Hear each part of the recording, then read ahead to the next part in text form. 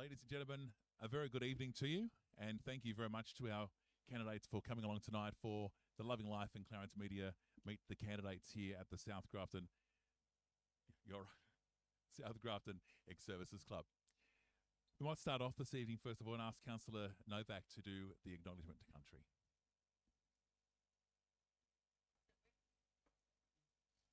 Thanks, Damo. Wow, that's loud. G'day. Tonight's candidate session is being held on Gumbaynggirr country. We'd like to acknowledge the Bundjalung and Yager nations as well as being the three nations that are here in our LGA. We acknowledge and pay our respect to our previous elders of our community, the current elders and our future elders. Thank you, Councillor Novak. Well, ladies and gentlemen, it's been a busy couple of weeks for our candidates that are here tonight. Some of them are already councillors in the last term, but of course our candidates are here tonight also to answer some questions which are being put together by our friends at the Clarence Valley Independent as well as other media organisations throughout the valley. First of all, I'd just like to say thank you to Steve and the staff here at the South Grafton Ex-Services Club for allowing us to have the presentation downstairs here tonight, and also would like to acknowledge Councillor Allison Whaites, who has sent her apologies tonight. Councillor Whaites hasn't been well. We wish her a speedy recovery. Also, candidates James Allan and Andrew Baker, who are also apologies, along with Justin James. Our candidates tonight will have 2 minutes to introduce themselves and tell us why they're running for council or rerunning for council in 2024. Now, all the names of the councillors or the candidates that are here tonight have been put into these wine barrels that are beside me. They'll be drawn at random, and that will mean that their person's name that is called out will have 2 minutes to tell us why they're running for council. We also have the questions that will be drawn randomly as well. So once we actually go through the actual introductions, we'll then go through the questions as well. 5 minutes will be allocated to answer the questions. 4 minute mark, we'll have a ding. No foghorn tonight. We heard last night it was a little bit scary. And we do ask that all councillors and all candidates to refrain from interjecting or talking whilst other candidates are talking tonight. And also, if time permits, we will, of course, open the floor to questions as well. So let's get underway, shall we? I haven't been drinking, so this isn't an empty wine barrel, thank goodness. Okay, so our first candidate tonight to talk to us is Peter Johnstone. Ask Peter to either stand or you can sit. You're more than happy to sit. Well, good evening, everybody. 2 minutes isn't very long, so I'm afraid it's going to be a bit like a series of bullet points, but there we go. So I've been married to Julie, my wife, for 30 years. She's a GP at Queen Street Clinic in Grafton. I've got 3 children, 1 grandchild. I've been a teacher for 28 years, for most of my adult life. I was pretty good at the teaching, so I got promoted up pretty quickly and I became a deputy head in the UK. And here I was head teacher. And the responsibility, one of those was for attendance. And I helped support children and their families through, I have to say, some of the worst times that you can imagine and probably some that you can't imagine. What I have done, therefore, is had a lot of experience of people and the challenges that they have. And I think that has stood me in good stead as a counsellor. Personally, I like to find the strengths and inner beauty of every person I meet and deal with. I like forgiveness, kindness, compassion, and love of other people is a big thing for me. I like to volunteer, so volunteering is a key part of my life. I've spent 5 years in Grafton City Rural Fire Brigade. I'm a deputy captain. Technically, I could be responsible for 30 people in 5 fire trucks as I'm crew leader supervision, but that would scare me. In a very dangerous place. I prefer to just have a crew of 5, I have to say. In the last 5 years, I've had 100 incidents since being a counsellor, and in the last week, we've had 7 incidents we've been dealing with. With the RFS, I'm also a peer support officer, which means that if firefighters have been to a very nasty incident, I give them a ring to check that they're okay. I'm also Secretary of Grafton Super Oldie Soccer and Chair of the Clarence Nationals Party. And since being mayor, I've tried to attend every event I've been invited to. And I've been told that some of the events I've gone to, that they've invited the mayor for many years and the mayor's never gone. So I was very pleased to do that. Technically, I'm an aeronautical engineer was my training. So I'm particularly good with maths and money. That's my theory. Okay, I'm also good at engineering, which means that I've been the expert on the Joint Regional Planning Panel. I can understand and explain complex contexts. I've been doing, is that the end? 30 seconds, excellent. So it's interesting, in my degree I learned about computational fluid dynamics, which I thought I would never deal with again, but that was something that was dealt with in the flood study that we dealt with. I've been a councillor obviously for 3 years, and for the last year, one as mayor. I'm the only one with mayor experience on the council, and of course Greg is the only one with deputy mayor experience as well. So I've joined being on council. I'd like to have another chance. For that introduction. Our next name that I've drawn out of the wine barrel is Melissa Hellwig. Melissa. Thank you. Is that working? Yep.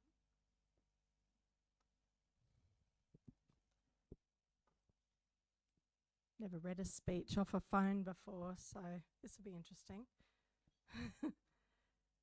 My Cameron ancestors landed at Johnstone Park near Grafton. We calculated over 168 years ago, so pretty Clarence local.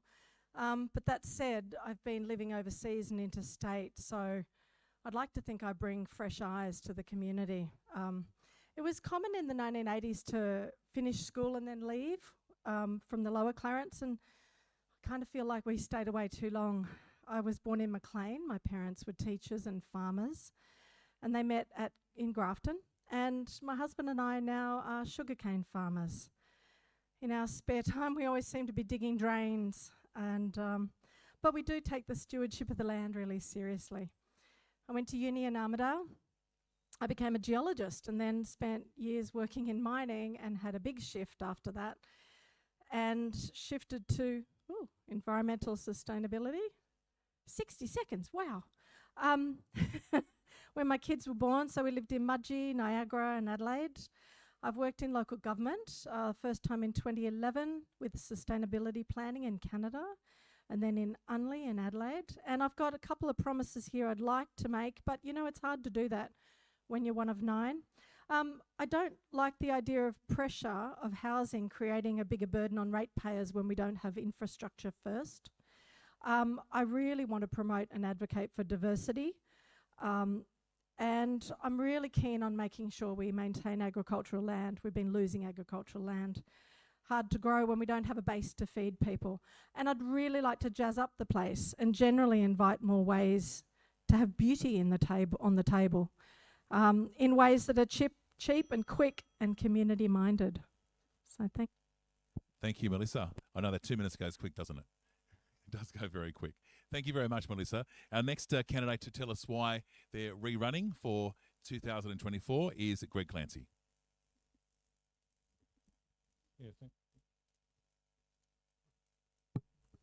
Thank you, Damo. Why am I rerunning? Well, can't hear. Okay. Righto. Look, why am I rerunning? Because I've had 2 terms. Both of them have been very difficult terms, but I feel that I've achieved a fair bit in those terms. Are we giving background here? Okay, yeah, so my background is that I've been concerned about the environment ever since I was at school. I started working as a clerk at Sydney Technical College. I set up a conservation group there, and I did a personnel administration certificate. So that also gives me some background in admin as well as personnel issues. And then I went on and did a Bachelor of Science, a Master of Science and a PhD. As my mum used to say, my son's got a doctorate in birds. And she was proud though, even though it was only birds. So I think I've got what it takes to be a councillor. I've done it for 8 years, and I want to continue the work, and I want to make sure that the environment of this area is protected and that the community is listened to, and particularly small communities and First Nations communities. So I think that's really important, and I think my record's there for people to see, and I'd appreciate people giving me their #1 vote. and supporting the other candidates that I've got on my how to vote, because we've got some really good candidates. Thank you. Thank you, Greg. And I'd like to also just welcome tonight our viewers through clarencemedia.com.au. And if you are watching, you can spread the word. Let people know that they can also watch if they can't get down here this evening. I'd like to now ask candidate Ray Smith to tell us why he's running and a bit of background. Good evening. I believe my 50 years experience in local government, the knowledge that I've gained during that time, combined with my strong desire to still serve the community, as evidenced by my membership of Rotary for 30 years, will make me an effective councillor and someone that can contribute in a positive way to the future of the Clarence Valley. I'm focused on the future. I'm prepared to listen and learn, and my focus will be on implementing the current strategic plan, particularly in the 5 areas that have been identified by the community: environment, leadership, infrastructure, society, and the economy. I also have volunteered in many areas. When I first came to Grafton, I was chairman of the Clarence Valley Life Education Unit for 10 years. I coached junior soccer, and I've held executive positions in a number of community organisations. I'm well aware of the needs of the community, and as previously indicated, my 50 years experience in local government has given me a very sound knowledge of local government legislation, the regulations, meeting procedures, and I believe that, combined with my strong desire to serve my community, will make me an effective councillor. Thank you, Ray. Much appreciated. Just short of the 2 minutes, so you still had 60 seconds if you wanted to. All good? Okay. All right, let's go back to... All right. Our next speaker that I've drawn out is Amanda Brien. Thank you. So I'm Amanda Brien. I'm a mum, stepmum, grandmum, dog mum to a pug and a cavoodle. I'm most passionate about education because I strongly believe that education is the way to having a safe, well and healthy community in the future.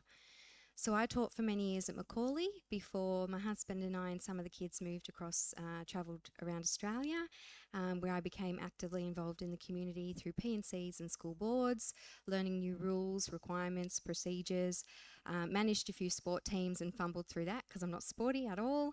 And for the last 5 years, I've been working in education for state government. So I'm very proud of the work that we do there because I strongly believe that it's going to have a positive impact and change on our kids for the future. So I'm standing for council for a very personal reason. In 2020, my family experienced ill mental health for one of our children, and through the experiences of the challenges that I had, I developed a whole new appreciation of the impact that local government can have on our everyday lives. So what I would like to see and focus on if elected to council are 3 key areas. The first is about supporting and connecting community. So it's all about community wellbeing. The second is a focus on a strong local economy. So I'm particularly interested in access to opportunities for employment, education and training because they are crucial elements of community wellbeing. And the third is flood and disaster risk and mitigation management. And I would like to see state and local government working together to come up with a proper plan for our Clarence Valley so that we're in a really good spot to be able to mitigate and recover from flood and bushfires in future. So that's why I'm here. I hope to be a champion for education in the community and help change people's minds, listen to your needs and do the best job that I can. Thank you. Thank you, Amanda. Thank you very much. Our next speaker is Karen Toms. Thank you, everybody, and thank you for coming, and thank you to the people who are watching us online. I'm what they call is a veteran councillor. That's a bit strange to me considering where we are here today. But I was first elected in 2008. So this is my 5th election. So I'm a very experienced councillor and I know how local government works, and it's more complex than anyone could ever believe. And you never stop learning, and I think you need to make sure that you never stop learning. I personally am a small business owner. I've had small businesses for the last 40 years. I've been married to my wonderful husband Jeff for since 1978, so you do the maths. We've got 2 sons and 3 grandsons. So we moved to the Clarence Valley in 2001 to manage our wonderful woody head that we used to holiday there for many years. So we chose to come here. We weren't riverborn, we aren't 5th generations, but we love it and we take care of it. I was invited to be a councillor in 2008. It was never on my radar to go into politics, and this is what it is, it's politics.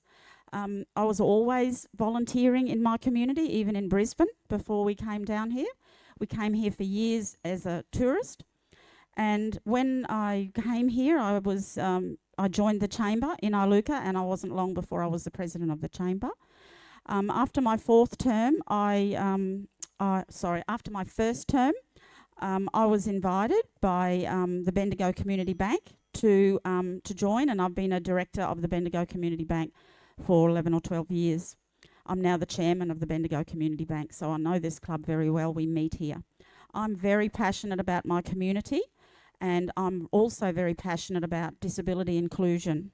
I want our council area to be a more livable place for everybody, and that is really my passion, but my passion's also business. So I hope that you'll support me one more time and vote 1 for Karen Toms on the 14th of September. Thank you. Thank you, Karen. We're moving through this pretty quickly tonight, which is good. All right, Shane Causley, you're next up. Can you hear me? Right, yeah. I'm not into this public speaking, but I'll give it a crack. I'm Shane. I'm from Warragor Island. I was born in Maclean, and I've grown up on Warragor Island. Warragor is the island west of Chatsworth, if you know where Chatsworth is.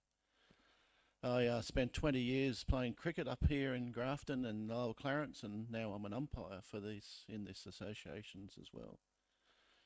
I've spent 8 years on the board of Soy Australia, and 4 years of that I was the chairman.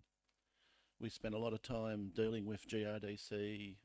They're a federal government organisation, New South Wales DPI and the CSIRO.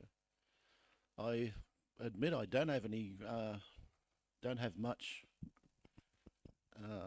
experience in local government. I've done a lot of reading over the last 6 months. I've watched a lot of council meetings, and I'm willing to learn. I'm willing to listen to people. I've been married for 29 years. I've got 2 kids, 5 grandchildren. I worry about their future. I want to look after their future, bring them up in a nice, safe environment like we got to grow up in. I want to see development in the area, but in a sustainable way, so that we're not overrunning our infrastructure.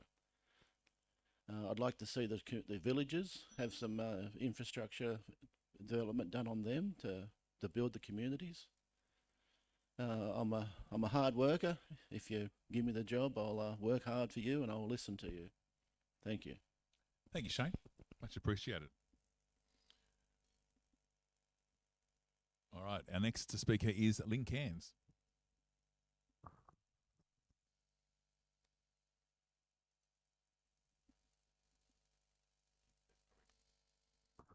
Thank you very much for inviting me here today.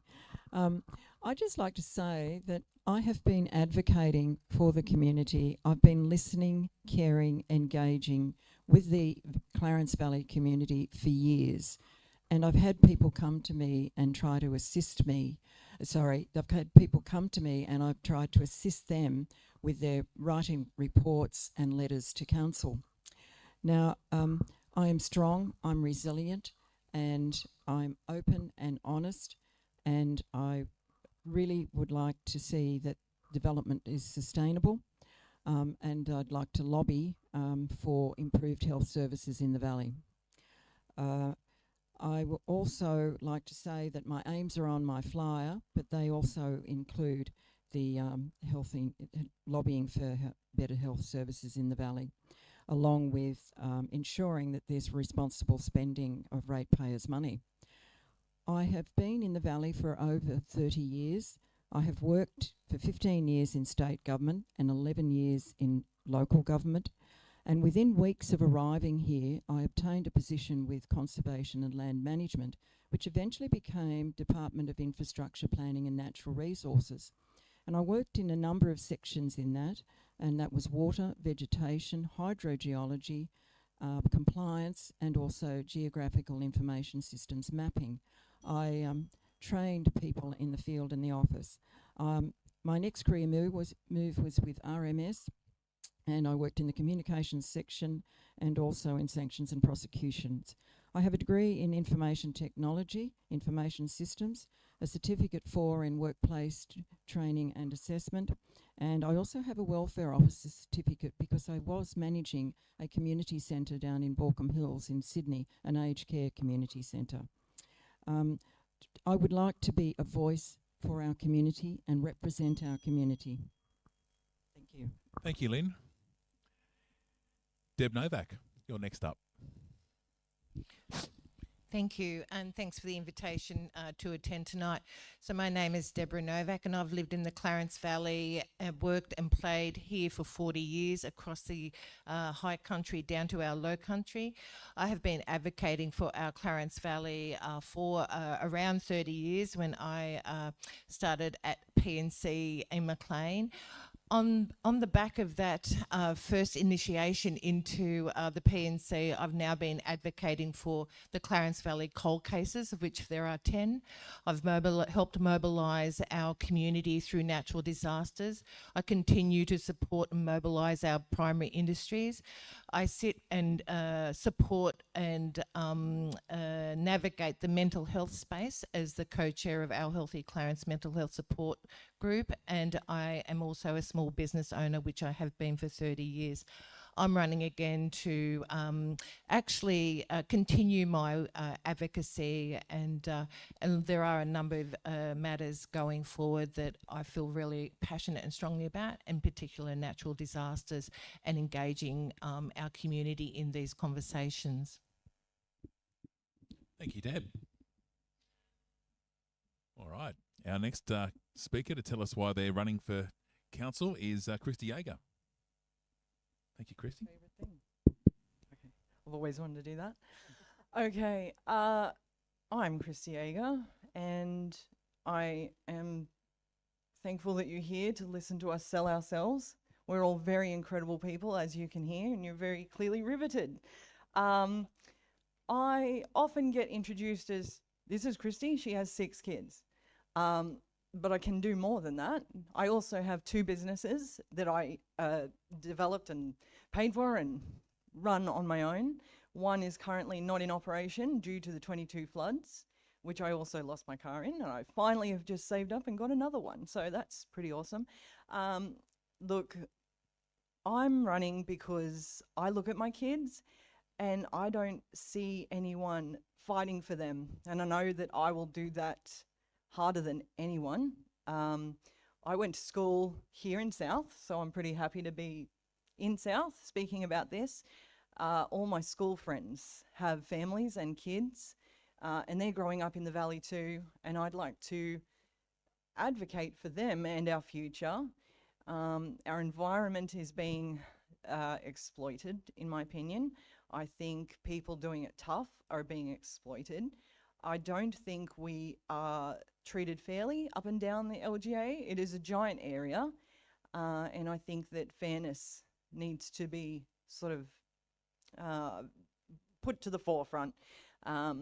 In my honest opinion, I feel Grafton is kind of a bit of a vampire in finances, and there are other areas that need some attention. I spend a lot of time in the smaller villages, Nimboida, Glenray, Coots, the bush areas, mostly because I just love those regions. I've pretty much explored every cave you can find out at Shannon Creek Dam out there. Every nook and cranny of the bush, I know all that. It's the people that I've had to spend my time meeting and getting to know. And that's been hard because I'm not overly people-y, but I'm here for you now, and vote for me. Thank you, Cristie, with 6 children. Thank you. All right. Our next speaker tonight is Provest. Phil. My name's Phil Provest. I worked for Clarence Valley Council for 15 years. 3 other councils in the previous 40 years. So I've seen a lot. I've seen overdevelopment from Sydney councils, Central Coast, then Lismore, the disastrous floods up there. And then I've come here. As I said, I worked for the council. I've seen the disastrous roads that we attempt to drive on, the lack of maintenance on the roads, those in the back streets. I don't know if anybody goes out to Decabia. I was there the other day. You cannot drive off the road or you'll be bogged because of the poor state of it. That is my beef in, or my wish to be in council, to improve that that side of it. And as Cristie said, there's a lot of things that are forgotten in this area. We have no vision. It's only what the big things appear by a lot of people that are important. Yeah, thank you. Thank you, Phil. Much appreciated. And good luck on the 14th of September. Our next special guest to talk tonight, one of the candidates, is Steve Pickering. Thanks, Damo. It's nice to see everybody here. The crowd's sort of getting bigger as the further we go on. So my name's Steve Pickering. I'm a current councillor with Clarence Valley Council, serving my first term, which is coming to an end in about a week's time. I'm originally from New Zealand, born in Christchurch, lived in Hawke's Bay till I was about 14. Then my family moved over to Perth, where I feel I grew up along the northern beaches, just in a normal suburb, and had a nice relaxing life. Spent most of my working career working for a large multinational corporation. Started off as a trainee in a trainee position. I was also an apprentice electrician for a bit of time. Ended up becoming a service manager, account manager, the first ever business analyst for the organisation I worked for in Australia. I worked with people and I worked with technology for most of my working life. Did some time working for Auto One as a spare parts interpreter in Margaret River. I hadn't even owned a car when I was becoming a spare parts interpreter, so it was a lot of on-the-job training. I'd always had company vehicles until that time, and it was a really interesting place to live and work. I ended up moving to Sydney in 2003, where I met my partner. We've been together ever since, and we've been together 21 years.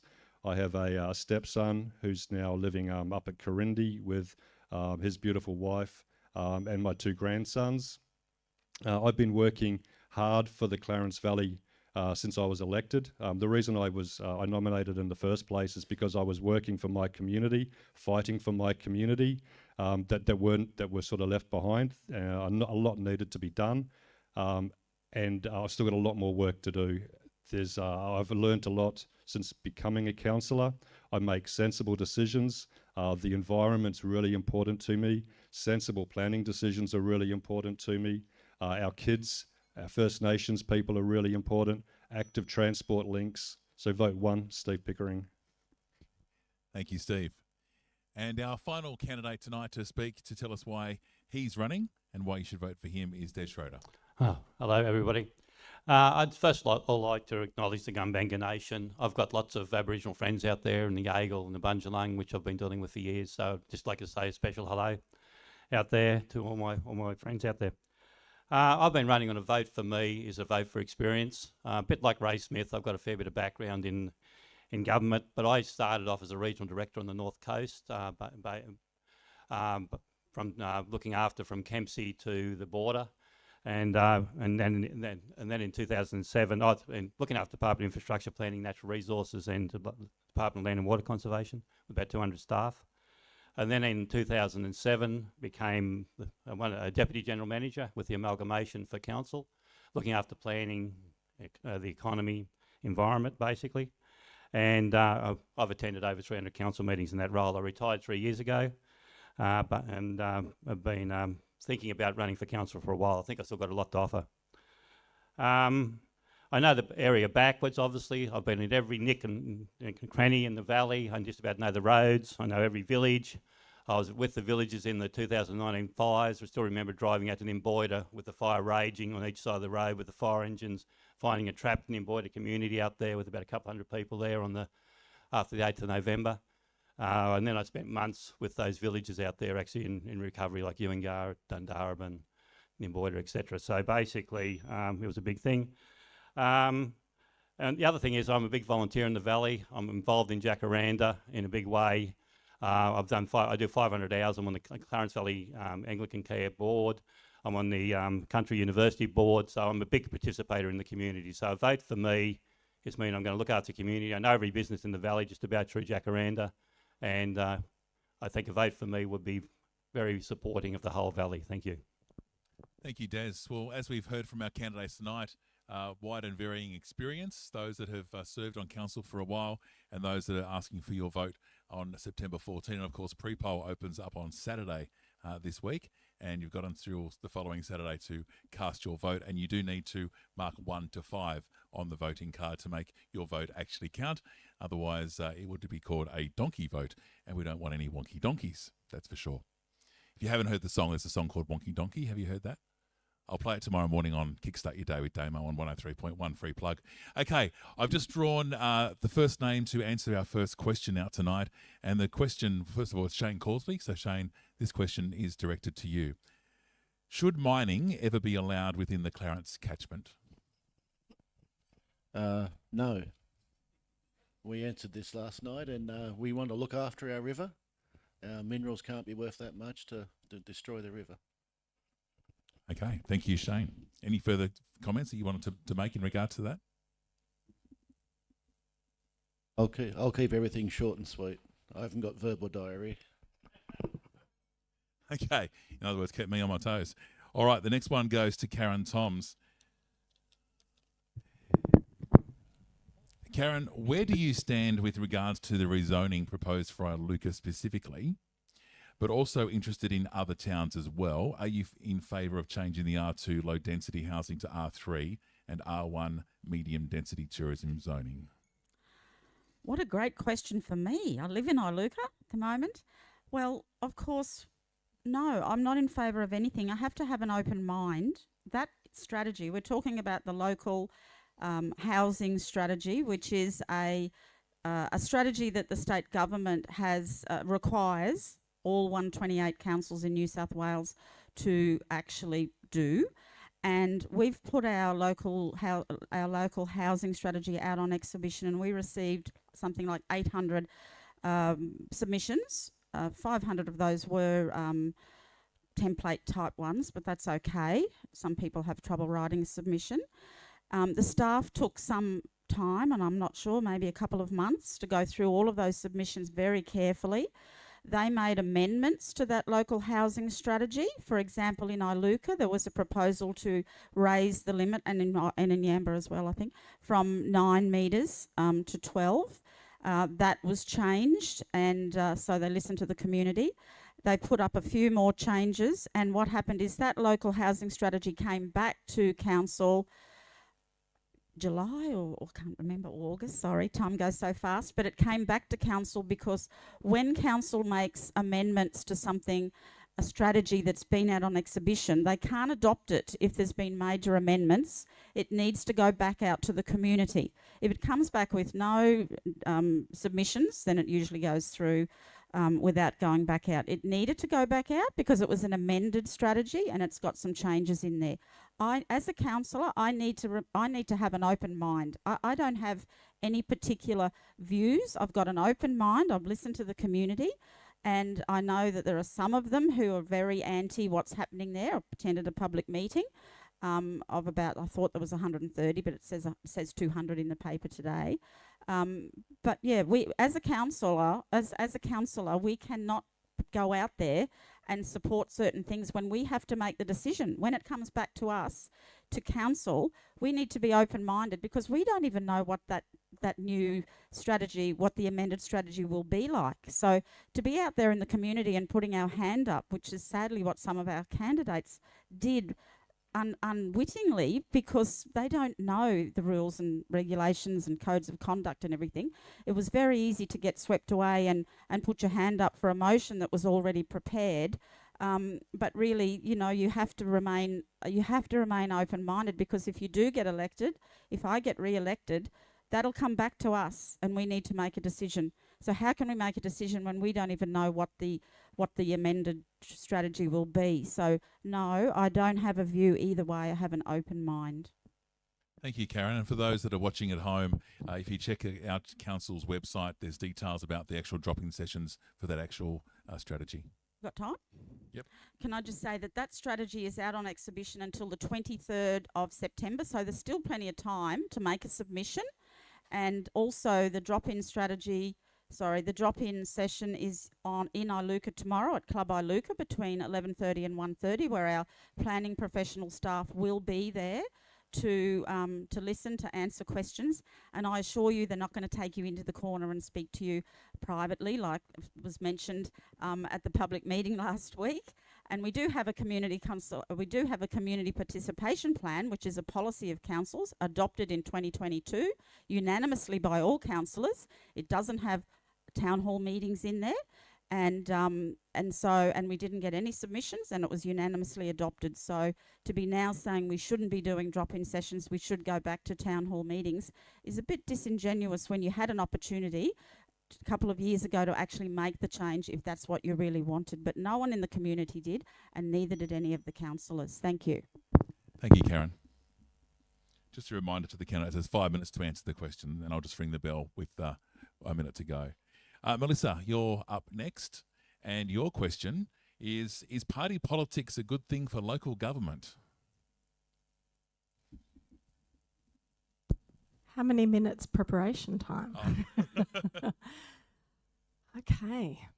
Well, I think anybody who has already been looking at newspapers, Facebook, anybody who's been at candidate meetings so far, I hope I'm right, but I think every single one of us have indicated either independent or no party allegiance, with the exception of Greg. So this is a really terrific question for me to state my case without offending Councillor Clancy. It is, one thing I really don't like, that I know I'm going to find difficult in council, is I don't like binary things. I don't like yes or no. And it makes easy policy to say yes or no, but it doesn't really account for the nuance of humanity. So superficially, I'd love to say, no, we shouldn't have party politics at local government level. I think this is the level of government where there's participatory democracy. It's the closest chance humans have to be part of a political system and to actually be heard. I think sadly, although it's fabulous on one hand to be able to be supported by a party, I think there's also, on the flip side, there can be some reluctance for people to see that they're being sided with a greater institution. I also know that there are members here sitting either side of me who have strong allegiance with other parties. It definitely suits the metropolitan areas. I think when you've got large amounts of funding, you've got groups, you've got fundraisers. I don't necessarily know some of the history and background of debates about local government levels having allegiances with party politics, but I know it's been a debate back and forth over the years.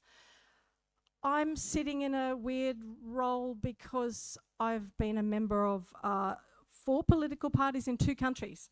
And so I noticed recently that someone who has been a councillor who's, I'm not sure, think that they're probably strongly Labor Party once was a member of the Liberals.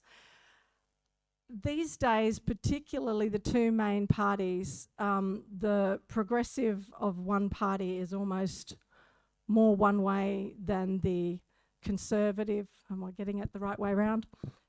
The left and the right aren't always are apart or distinct. They can be quite overlapping. Suffice to say that from the plain political perspective of conservatism or progressivism, it's really murky. Right, so summing up. How do I feel about this? I don't have to worry about it. I'm an independent. I'm even doing something that I am quite scared by and not allocating preferences, even though perhaps earlier on in the campaign I said I would. It's really frightened me because I don't want to be looped into any potential factions in the future. I think it's really clear that I'm coming from a more progressive point of view. That's so simple to determine. So I'll continue to be independent. Yeah, I think that's it. Thank you. Thank you, Melissa. Much appreciated. And lucky, I suppose, in one sense of the word, that there's no Liberal Party members on in the Clarence Valley that were running for council. Otherwise, they wouldn't be able to actually run because obviously they weren't able to get their nominations in. Our next question goes to Lynne Cairns. Karen said that her question was quite fitting for her as she's living in Iluka. And again, this was randomly drawn, but I think this is probably an interesting question for Lynne. Lynne, what is your opinion of the current level of communication between council and the Clarence Valley community? Thank you, Damien. I do like this question. I think the communication between council and Clarence Valley community is appalling. That was very obvious in the meeting last night at Maclean, in the Meet the Candidates night there. I myself have experienced whereby we've put questions into council and haven't had answers for 4.5 months until we actually went to a councillor, still didn't occur. And also when we didn't get a response, we went to the mayor and we finally got a response to questions. This has been ongoing for quite some time. One other thing that was sent to council was that we wanted to know the cost of the Clarence magazine. We wanted to know everything to do with it. The formulation, it being formulated, reviewed, whether photos were paid for that, the cost of the person's time, the employee who was running this Clarence magazine, all of that, including how many copies they're printed each quarter. The response we got in writing from council actually said that there are 5,000 copies printed each quarter, but we don't quantify staff time. Now, for me, that's appalling. There should be a budget, financial budget, that they should know how much this magazine's cost. And we have been really, I'm a member of Yamba Community Action Network, and we have been targeted. Just recently, it's in this paper this week, The Independent and the Northern Rivers Times.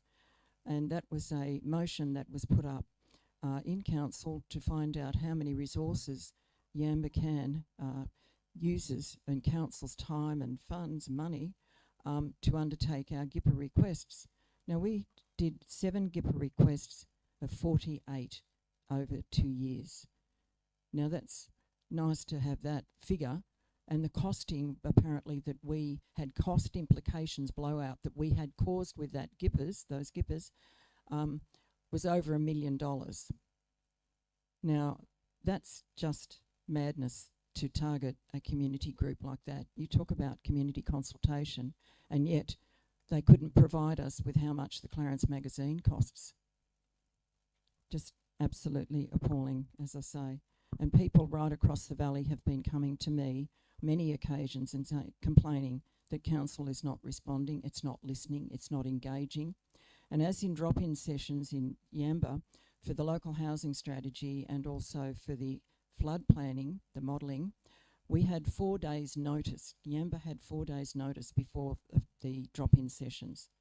And people are still screaming, wanting town hall meetings. And we saw that at Iluka just recently with the local housing strategy where there was over 200, I was there myself. And even with the Ambercan and Valley Watch, we have more people in our own meetings that have in the Woolleye Street Hall. We've had up to nearly 150 people in that, and people enjoy that. They hear other people's comments and say, and the answers that come forward, and they say, geez, that's great. I didn't even think of that, not at all. So yeah, I'm really very, very disappointed with how our council is performing in communicating to the people. Thank you. Thank you, Lynne. The next question that goes to Peter Johnstone. Must be a fluke tonight. These questions are sort of lining up with the person that I draw out, but then it's definitely a fluke. Obviously, being the former mayor, or mayor until Saturday at least, next week, would you consider, if elected, putting a nomination to council to have a referendum at the next state, federal or local government elections to change from a councillor elected mayor to a community elected mayor? Okay, well, obviously that is something that we can do under the Local Government Act, and another one similar to that, and maybe somebody else's questions about wards as well. So yes, that is something that we could do, and if there was a great clamour from the community, maybe it would be something we'd consider. If you wanted to know my personal view on this, I would be opposed. And one of the reasons is that it's very good for a mayor to know they have several other councillors that have their back. And I've seen in other council areas where you've got a directly elected mayor where they don't have a group of councillors that have their back. And that means that, you know, the motions that they try to put forward, the agenda they try to put across, can't get anywhere because they don't have the support of other councillors. So personally, no. However, there is a way that can be done through, if you look at Lismore Council, what's happened there is Steve Krieg has run a ticket with a number of people, almost like a ticket of unity. So he's chosen people from all sorts of different areas and all sorts of backgrounds. And effectively, they've got a huge number of votes, huge number of councillors, therefore, well, he's actually directly elected, but that's a way we could do that within our own council area without a direct election. The other thing to point out is that if we were to do this, we would have to make a decision as a council to put it up as a referendum at the next council elections. If it came up as being approved, then it would come into place the next election. So if we were to put it up the moment we became councillors, it would be 8 years before actually that would come to pass. So it's not something that's going to happen very, very quickly. This is glacial for this whole thing to go ahead. But I think the key thing we need to do is listen to the community. If there's a clamour from the community wanted us to do this, then it's something we should really be debating. But as I say, it's not going to probably affect me at all. And probably not most of the councillors here today. Obviously, it would have affected Karen if it had been when you were first elected. But the rest of us, as I say, it's a very, very, very long process. But I'd advise people who are thinking about this to look at other councils where they have the different systems. There are some councils where wards work very well, but also councils where they don't work well at all. There are some councils where a directly elected mayor works very, very well. And there's other councils where it doesn't work well at all. So please do look around, and if there's a clamour from the community for it, then it's something we should definitely debate and discuss. And just quickly, are there financial implications for council as well to do a referendum? Yes, there are. I discussed, and I can't remember what it was about, but I discussed with the general manager about the idea of a referendum, and I can't remember what it was on, but it would be something, I think, in the region. I think the New South Wales Electoral Commission, what they do is they put out a referendum form that goes with your voting forms. And then, of course, they got the counting of that. I think it was going to be something like $300,000. It's very, very expensive to do. And yeah, so if the community really wanted it, it's something where we'd have to either save money from elsewhere or have to find the money to do that. All right, thank you very much. Our next question goes to Amanda Brien. Amanda, what is your attitude towards council applying for special rate variations above normal rate pegging? Okay, thank you. This is a very important issue for the community now and forever. When it comes to costs, I think we have a responsibility as a community as a council, potentially as councillors, to really look carefully at what our needs are now and in the future. And along with that, we need to think carefully about how those needs might change, what that might look like in terms of costing, and what we might need to factor in, like a little bit of a buffer, in terms of being able to pick up costs that are unexpected. When it comes to special rate variations, so my understanding it's about, adding an extra cost for future needs. Correct me if I'm wrong, please. So I think the key thing, and I'll approach this from a policy position, I think the key thing we need to be doing, whoever's on council, is first of all looking at what's the problem here. Why are we looking at the special rate variation to start with? What's the real issue?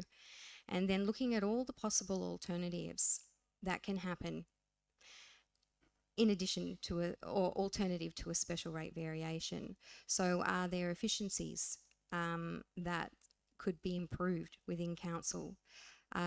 Could variations or changes to waste charges come into play if we looked at how waste management system was currently operating, and are there things there that we could change to help reduce the cost there, even though it's separate to rates?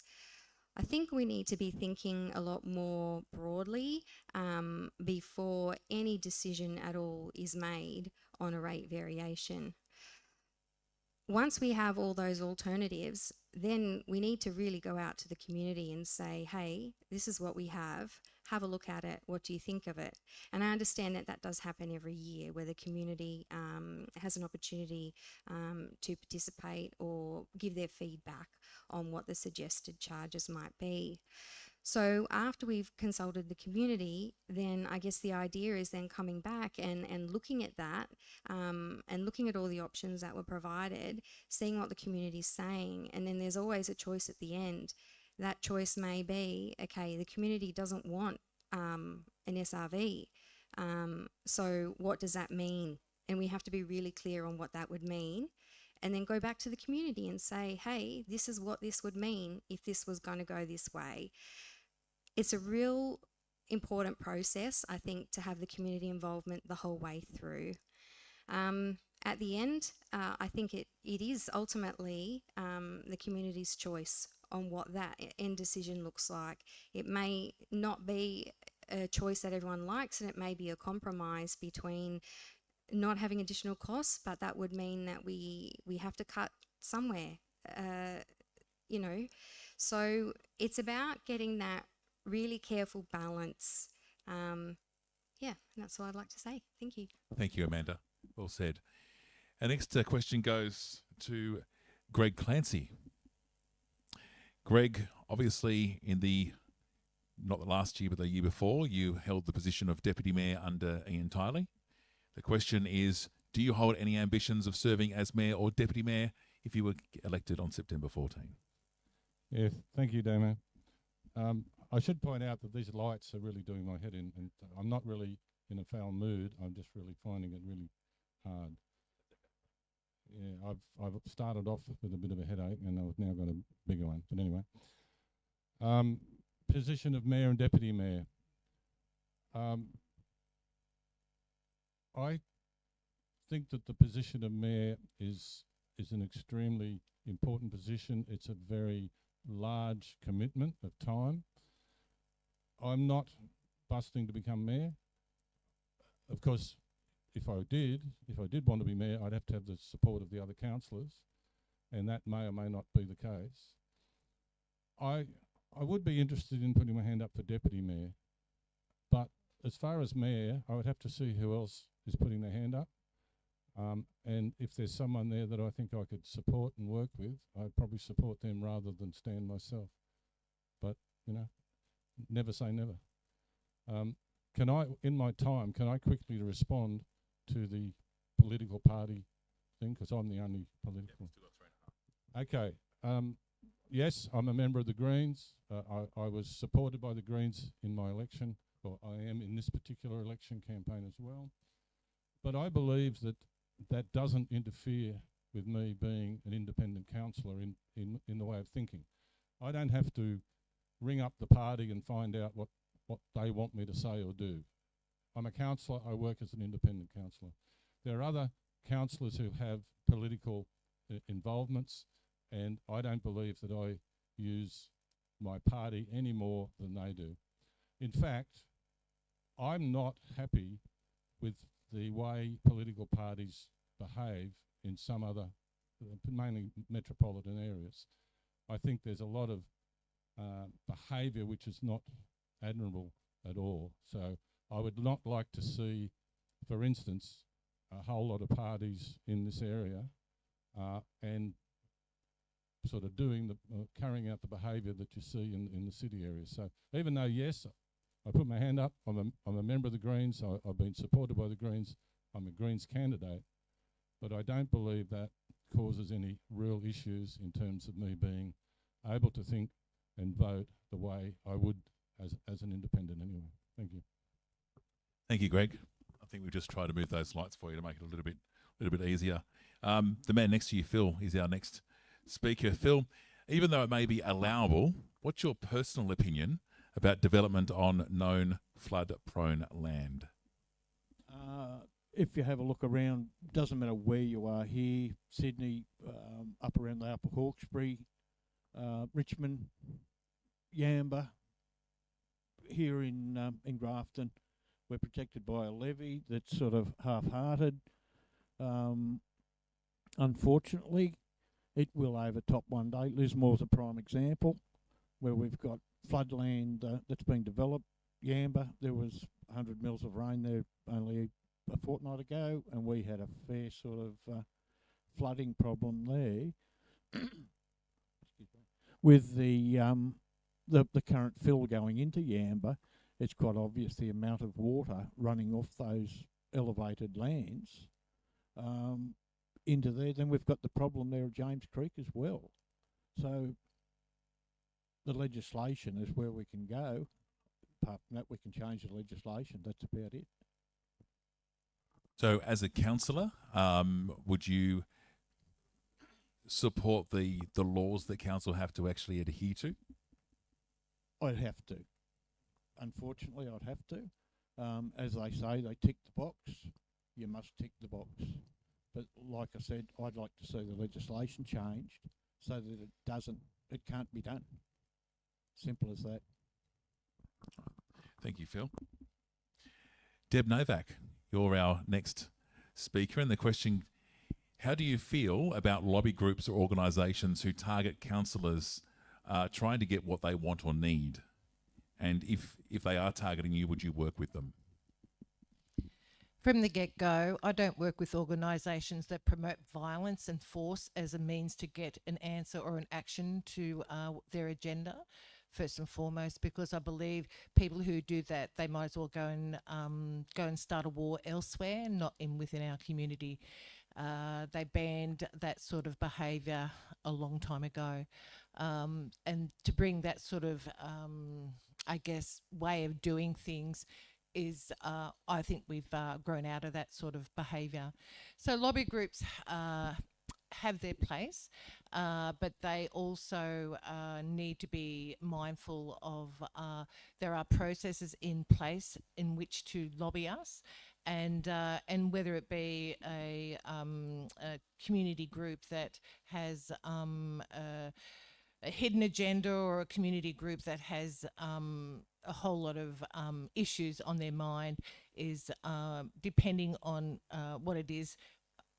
I will advise them actually in what way to go. So I've done a lot of lobbying myself, and I would actually go more like a hustle rather than a lobby. And being an elected councillor for 8 years has actually really taught me a great way of to have those greater and deeper conversations in a much more respectful way. I have to say, prior to being elected in 2016, I probably was more of a bull at a gate. And now, having been elected councillor, I understand there are processes in place that actually have given me greater successes. So every single campaign I've ever been in, I have won, and that is by having conversations, respectful conversations with people to better understand their needs and provide solutions, creative solutions, rather than thinking it's okay to use force. Because when you start saying you use force, that is just, there's so much force being used around the world at the moment. The last thing we need is force. We need kindness, and for me, that will always be my get-go. Thank you, Deb. Okay, Cristie, you've travelled the LGA quite extensively since you decided back in January that you were thinking about putting your hand up to be a candidate. So this is probably a fitting question for you. Driving around, are you happy with the state of the roads in the LGA? Oh my Lord, no. And I didn't think about it in January. I decided, and I've stuck to it, which has been painful. But our roads are terrible. There are really incredible areas, though, which is strange. Not strange, I suppose, but I understand. I've heard it so many times now. It's all sort of staged and planned and thought about. But currently, right now, there's a bend up from my house being done, which has got about 6-7 farmers who are no less valuable than anyone else. But, in my opinion, there are other areas that could probably do with a bit of work, more so. So I think the priorities, I don't know much about constructing roads, how to decide who's going to be building them and the quality of the work that's going to be done. I don't know any of that stuff, but I do find it strange the way it's done. So perhaps that's a management or an organisational kind of thing. I'm not happy with the roads. No. Do you have any solutions on how we could fix them? Fix them well would be a start. I think I mentioned last night in a semi-rant that we should probably be investing a little bit more into quality roads rather than throwing money at filling holes. Some spots in Maclean, just decades worth of, spot patching. I understand that helps with the longevity of the road and you can't just have holes laying around, but, when is that going to get done? When is that the number one for Maclean? There are a lot of projects going on around everywhere, which is fair enough, but that's what the community there wants. They're not asking for anything fancy. It's a road. So it'd be nice to see why that's not addressed. I'd love to know the background of things like that. There has to be a reason. Can't just be because we don't want to fix the roads in Maclean. There's got to be more to it. So that's what I'd like to find out. Excellent. Thank you. Thank you. All right, Des. If elected, how would you as a councillor ensure that Clarence Valley Council worked cooperatively, big word this time of night, with the local community groups and lobby groups such as Yambican or Valley Watch? Yeah, I've had a lot of experience over the years. I've been doing this for a long, long time. Basically, as I said, I go way back to my regional director days in Land and Water Conservation, DIPNA, native vegetation committees, water committees, you name it, lobby groups by the bucket load, the Greens, the farmers, the Aboriginal communities, all in the one room, trying to develop vegetation management plans, etc. And water was the same. So I've actually been doing this for years. So I believe I'm very good at finding win-win solutions and working strategically with that. So let's bring all that experience back to go. And I do believe seriously lobby groups should be part of the process, seriously involved in the process, and not necessarily out of the process. So it's about how we bring people in, all the groups, and not disenfranchise though. But there's lots of people out there. 99% of the community don't say a word.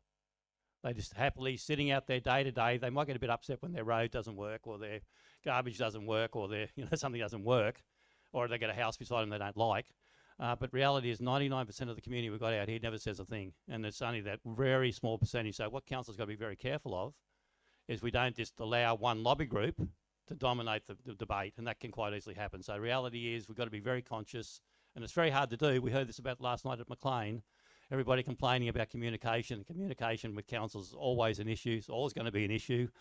It's not easy to solve, and most people don't get involved in the debate until they've impacted some way or other. And as I said, 99% of the community just sit down and they just want to know their roads are right, the garbage has been taken, their water's right, and their sewage, and their basic needs, and they've got a house. And that's a bit of a problem, by the way, at the moment, to the housing supplies. So I sympathise with Yambacan and others, but reality is we've got to make sure we're giving everybody a voice, and I'm not sure we're giving everybody a voice all the time. Sometimes when the lobby group dominates, that's all.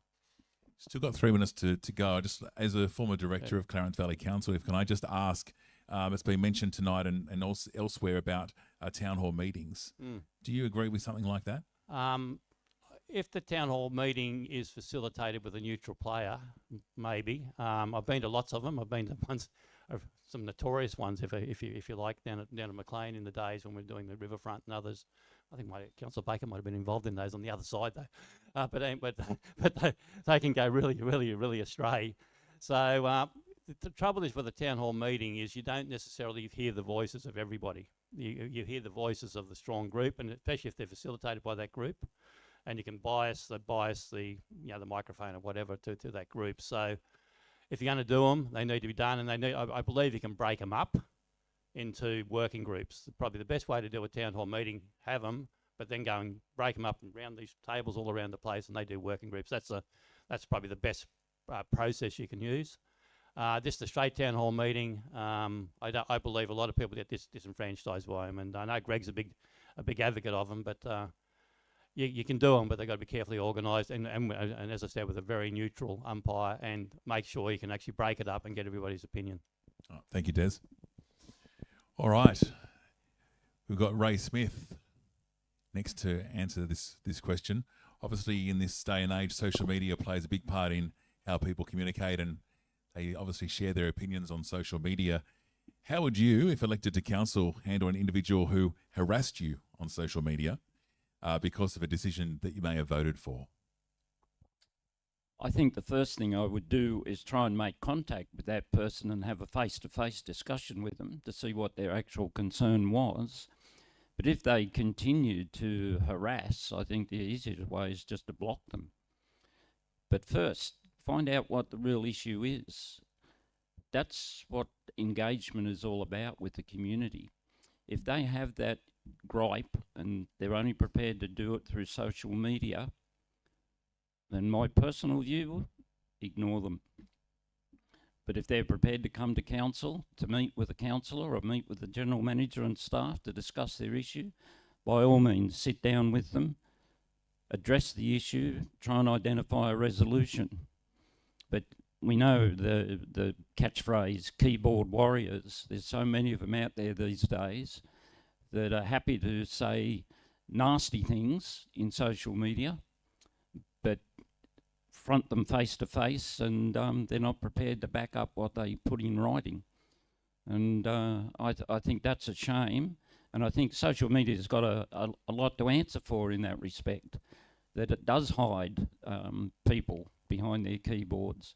They're not prepared to come out and talk face to face and address the issues. As the former general manager of Grafton City Council, did you find, obviously back then they probably didn't have Facebook, and I mean that with all due respect, not that many years ago, but we know what we're talking about. But did you find that people were more forthcoming to actually speak to a councillor or to the general manager? Absolutely. And when I was general manager at Grafton City Council, I had an open door policy. And if someone walked in off the street and had an issue and wanted to see the general manager, unless I was at a meeting, I would go down and talk to them face to face, find out what the problem was, and if I could pass them on to another staff member to address their issue, I would. But yeah, you're right. We're going back 93 to 2004. There wasn't a lot of social media around, so I guess I missed that part of it. But I continued my career. I was a general manager at Cobar Shire for 5 years, general manager at Blandshire Council for 12 years. And as social media started to make an impact, we looked at the council using that in a positive way to get the message of council out. through the various platforms, whether it be on our website, through Facebook. But it can be used in a positive way if it's used properly. Thank you, Ray. And our final question goes to Steve Pickering. Steve, you mentioned that you've got a stepson and some grandkids and a partner. How do they feel about your decision to stand for council again? Oh, well, Damo, they're obviously ecstatic that I'm standing for council again. A little bit of sarcasm in there. It's I have their full support. They know how challenging it can be, but they also know how rewarding it is, not just for me, but for our entire community. They know that I can do the job, and they know that I've done the job well. They're very supportive, and thank goodness that they're there. I wouldn't be able to be a councillor if I didn't have the support of my family, and I've had their full support during the current term of council, and I'm sure that it'll be there into the future. You run a small business. How do you spend your time between that running small business and council? Yeah, that's right. So I do own the Coldstream Gallery in Ulmarra, one of the premier galleries in the Northern Rivers, and free plug. It is open. We're open 6 days a week. 10 till 4. But when I'm being a councillor, really is it's not just a part-time job. It's not just walking into a council meeting every fourth Tuesday and sitting down for 2 hours and flicking a few documents off and going yes or no. It really is 7 days a week. It is as much as you put into it. It is what you make it, and I put a lot into it. For me, it is a full-time job. There is a lot of time I don't spend in my own business because I'm out there either talking to members of the community, attending community events, reading papers, reading reports, even travelling around the Northern Rivers, attending meetings. I've attended federal government insurance inquiries after the flood to put forward our community's concerns to federal government inquiries. I'm on the board of Arts Northern Rivers, the largest regional arts organisation in New South Wales. So there's a lot of travelling around. So when I'm travelling, doing my councillor duties, my partner is at work, and when I'm not there and my partner can't be there, I pay staff to do what I should be doing. And the jobs that I would do if I weren't a councillor. So basically, the allowance that I receive as a councillor, most of it does go to pay staff to do my job in my own business for when I'm not there. There's a lot of juggling that has to occur. You have to have really good time management if you're a small business owner and a councillor at the same time. But having a small business that's very public facing, it does mean that you get to talk to a massive broad cross section of the community. And every single day that I'm in the gallery, and even when I'm not in the gallery, people come in looking for me, and I end up going over and having a chat for 10 minutes, 20 minutes, an hour sometimes. And it is a great way to be able to interact with the community and hear what they have to say. Excellent. Thank you, Steve. All right. Now, we have got a few people in the audience. Does anyone would like to ask any of the councillors a question? There's an opportunity. Don't speak all at once. Okay. Well, what we might do is draw some more names out of the hats and just ask you just to give your final word, I guess you could say. We'll put 2 minutes up on the clock and just your final pitch, I guess you could say. And we'll see how we go. We want it to be out of here by 8 o'clock. I think we'll be able to make that achievement, so we'll give it a go.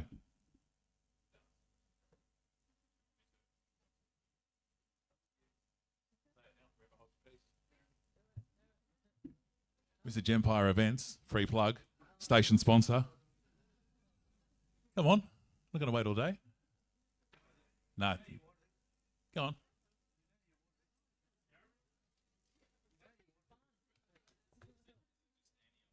Ask any councillor. You don't normally have this much trouble talking. No, I don't. This is a payback. Oh, he can dance, can he? Right. Yeah, rap or breakdancing? Hip hop. Hip hop. Come on, Damo. Can we got a dance floor here? Can we give a demonstration? I'm in the wrong shoes. Oh, bugger. Okay. Over to you.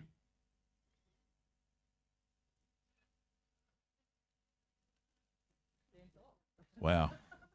Would you like me to just get them to do a talk for a bit and then you'll think of one? Yeah, give me. Okay, Yeah. you 5. All right, Shane, you're a man of many words. Do you have any final words you'd like to say as we wrap up? Why people should vote for you, or yeah. Oh, just that I'm a local. I think I understand most of the issues that are happening. I'm, like I said before, I'm a hard worker. I'll listen to people, and I'll try and work with the rest of the team. That's about it. Excellent. Vote 1, Shane Causley.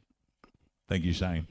All right, I might get this gentleman who's got a question to ask. If you can just come out here a little bit, just so we can get a shot on camera, so that people at home can see you. But just your name and Good evening, everybody. My name's Steve Fletcher. My question is mostly for Peter Johnstone. G'day, Pete. We've had a conversation together about small modular reactors, nuclear reactors. This is not only for you, but everybody else.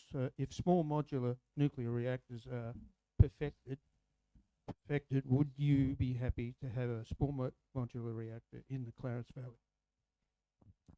Okay, well, we're talking in many ways about something that's very hypothetical, because small modular reactors don't actually exist yet.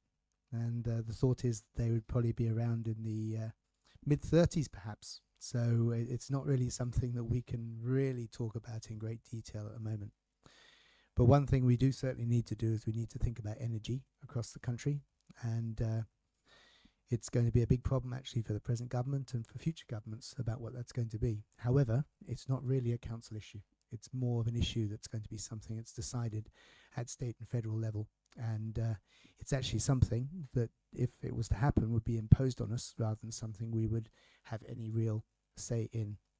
And we can see that with other renewable energy zones. There's a lot of councils that are having problems in the west with wind turbine farms that have gone in and solar farms that have gone in, and they've had very little consultation with the communities. So I would like to see, in all of these situations, with whatever energy we're going to use, lots of consultation with the communities. But sorry, Steve, in answer to your question, it's not a technology that exists now. We don't know whether it'll ever exist. If it does, then we'll have to discuss that. But as I say, that's going to be 10, 15 years from now. It's not going to be something I can talk about at the moment. Thank you, Pete. I'll just get Greg Clancy just to follow up with that. Yeah, thank you. Look, once we move from nuclear fission, which is what we've got now with all the waste and all the problems, and move to nuclear fusion, which is a long way off, I could possibly even support that because it doesn't have the problems that existing nuclear power has. So I'm totally against nuclear power for Australia at all. It's not a council issue, but the AUKUS deal and the submarines are something that I won't get sidetracked on now, but I think it's totally wrong to be doing that. The other thing is that with the alternative energies, we've got to be careful too, because what's happened is governments like large companies to get involved and invest in these projects. My personal view is we should be looking at small-scale solar in particular, and other energies, not necessarily putting wind farms all through the countryside. In Queensland, they're clearing beautiful natural bushland to put wind farms in. So we've got a real issue. We do have to get away from fossil fuels. There's no question about that. But we've got to do it the right way. And to me, small is beautiful, but unfortunately, big companies are not going to invest in small. They invest in the big. And so it's a real complex issue. And there are problems with power lines travelling thousands of kilometres. I really would like to see every village having their own small energy plants, mainly solar and maybe other technology as well. But maybe that's pie in the sky because the control is with the government and with the large companies.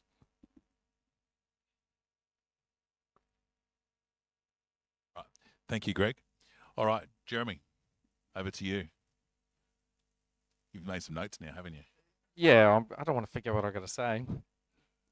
I got put up to this by this table, by the way, just so that's known. Okay. Where do you see the Clarence Valley at the end of your 4-year term if elected? But I would like to hear a bit more than just saying something generic like a better community or being more prosperous, some actual tangible examples of what could be implemented within that 4-year period. What would you like to see at the end of that 4 years? What would your aim be at the end of your term? Do you have a councillor in particular you like to, or would you like me to draw it out of the hat?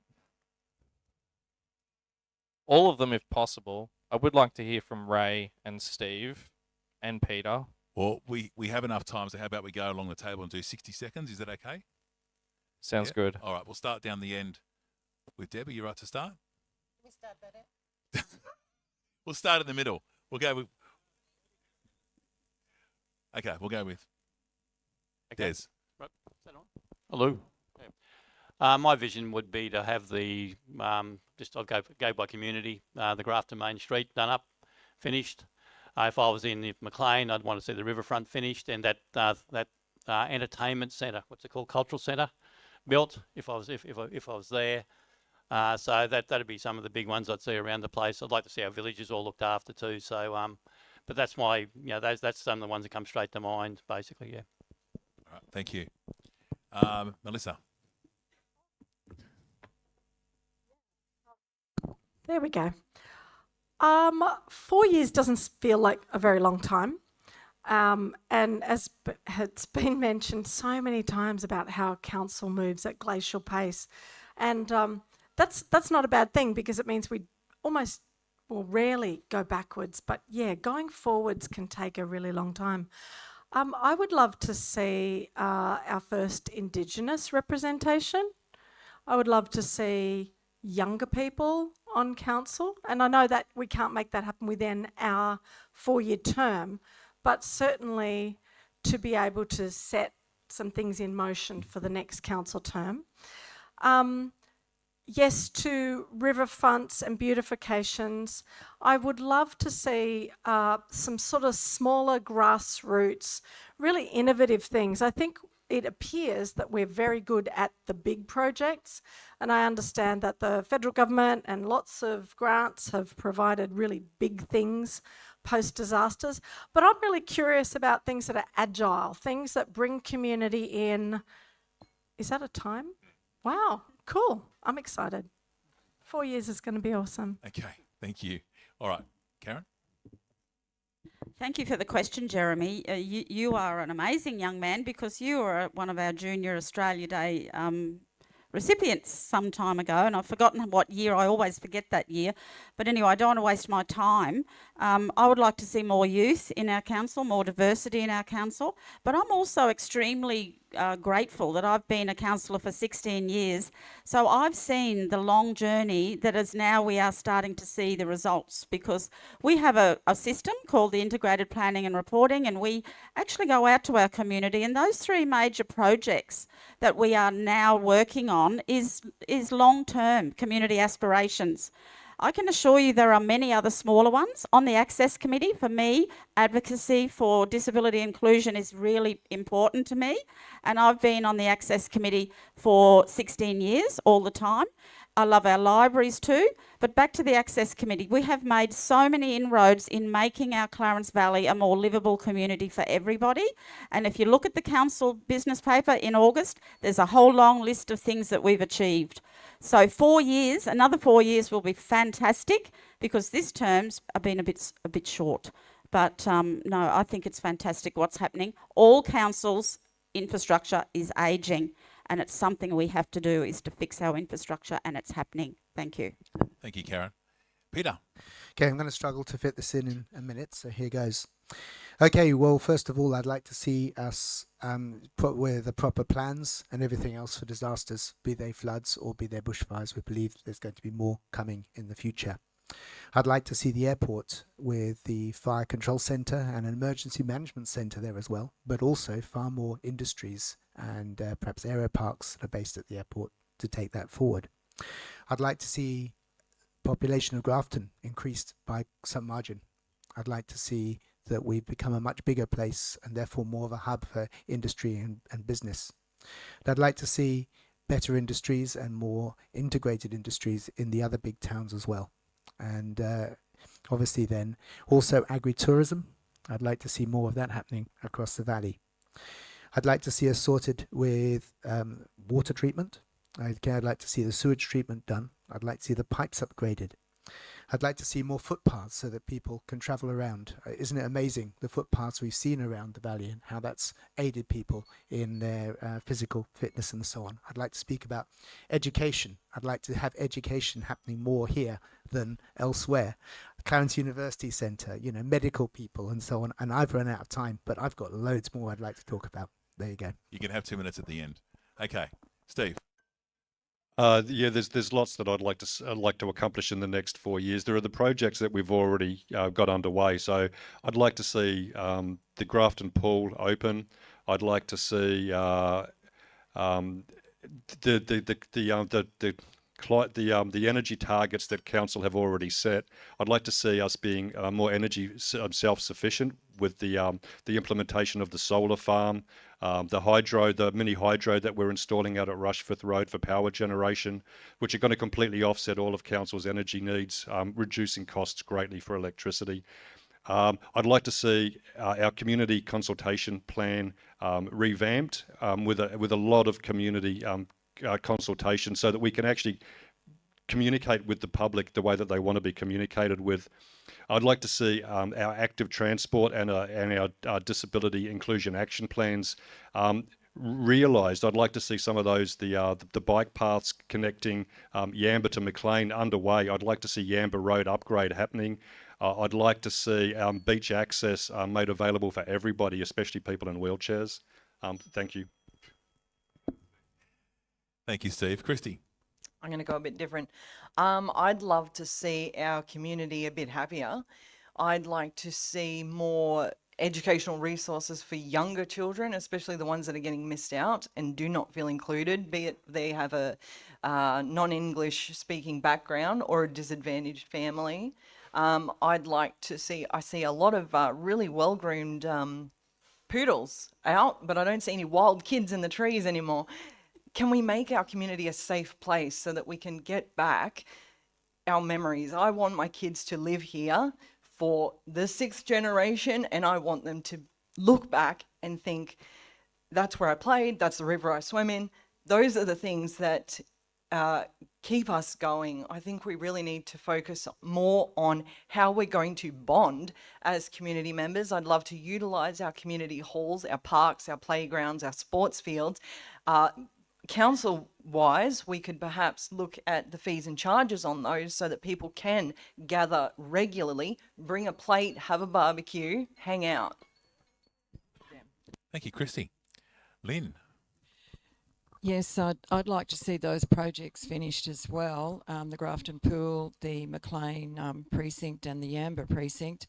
I'd also like to see a lot of the roads in the area repaired because they are really appalling, some of them. I know we've had floods and whatnot, but they are appalling and better repaired.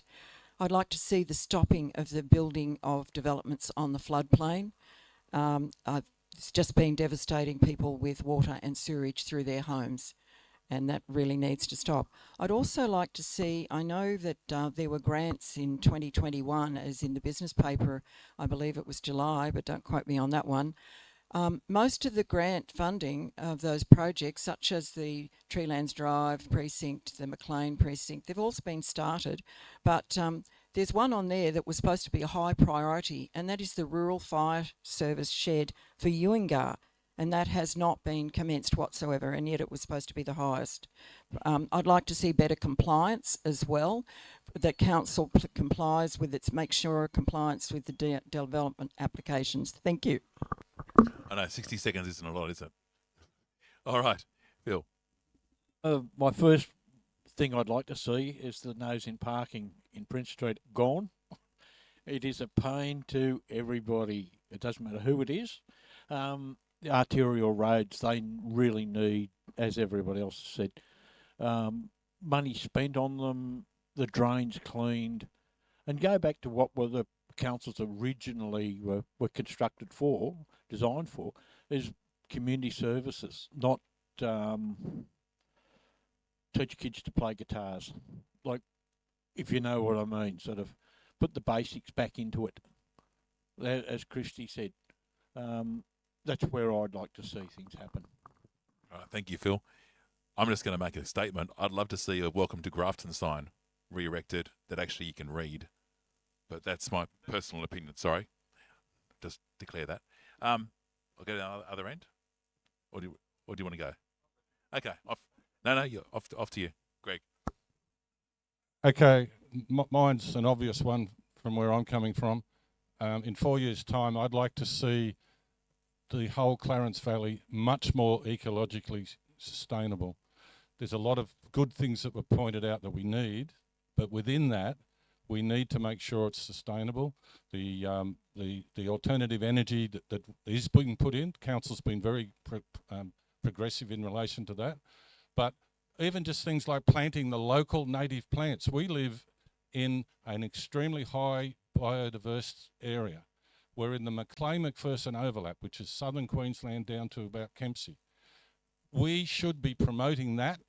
We should be making sure that all council plantings of those species, we can improve the biodiversity, and that improves people's health. It's been proven that natural areas and wildlife and those things are very good for your mental health. We're worried about suicide, we're worried about mental health.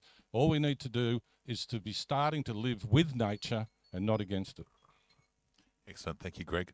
We'll go back to the middle of the table. We'll go to Amanda. Thank you. So I think on the top of my list is what everyone's been saying to me, is people want to feel they're being heard and receiving the info that they need. So that's the thing I'd like to see at the end of 4 years, first and foremost. I'd like to see clever use of our facilities and open spaces so that people can participate in our community in the way that they want to and that they need to, supporting wellbeing. I'd like to see a plan for disaster mitigation and recovery have been developed and put in place. I would like to see the fruitful results of having advocated for services to state government so that we can have more of the services that we need in the Clarence Valley. And I would like to see people feel that they can participate through opportunities such as education, training and employment. Thank you. Thank you very much. Ray. Stomo. Yeah, I obviously would like to see the completion of the current capital projects on time and within budget, the Regional Aquatic Centre, Treelands Drive development, the Macleay Cultural Centre. But I'd also like to see more services and programs for our youth to be implemented and supported by council. I'd like to see the expansion of local business. With over 4,000 local businesses, they're the backbone of our economy, and there needs to be more support shown by council for that particular area. I would also love to see the redevelopment of the Grafton Base Hospital occur during the next 4-year term. But I think, importantly, at the end of a 4-year term, if I was a councillor, I'd like to stand back and know that the community had faith and confidence in the council over that 4-year term. Thank you, Ray. Shane. Well, I'd like to see the obvious ones down our way, the Cultural Centre, the Macleay Riverfront. Harwood Island's got a riverfront precinct planned as well. If you get that on the drawing board, that's a few things in my area. But I'd like to see money spent in the villages to help build community. I'd like to see the council look a bit forward and say, well, we're going to start building houses in this certain area. Can we upgrade the roads and get everything done beforehand? Build parks in the area beforehand. I'd like to see, I don't know if it's actually a council thing, but more kids playing sport. Get them away from those bloody PlayStations. Get them out in the paddock. Throwing balls around. Yeah, that's about it. Excellent. Thank you, Shane. Deb, over to you. Thank you. So in the not too distant future. Within the year, we'll have the Aquatic Centre come online, the Maclean Cultural Centre and the Yamba Community Centre, and that will be fantastic opportunities for our community there to participate and contribute. So things I'd like to see come online for the end of the 4th term if I'm elected will be a new water filtration plant.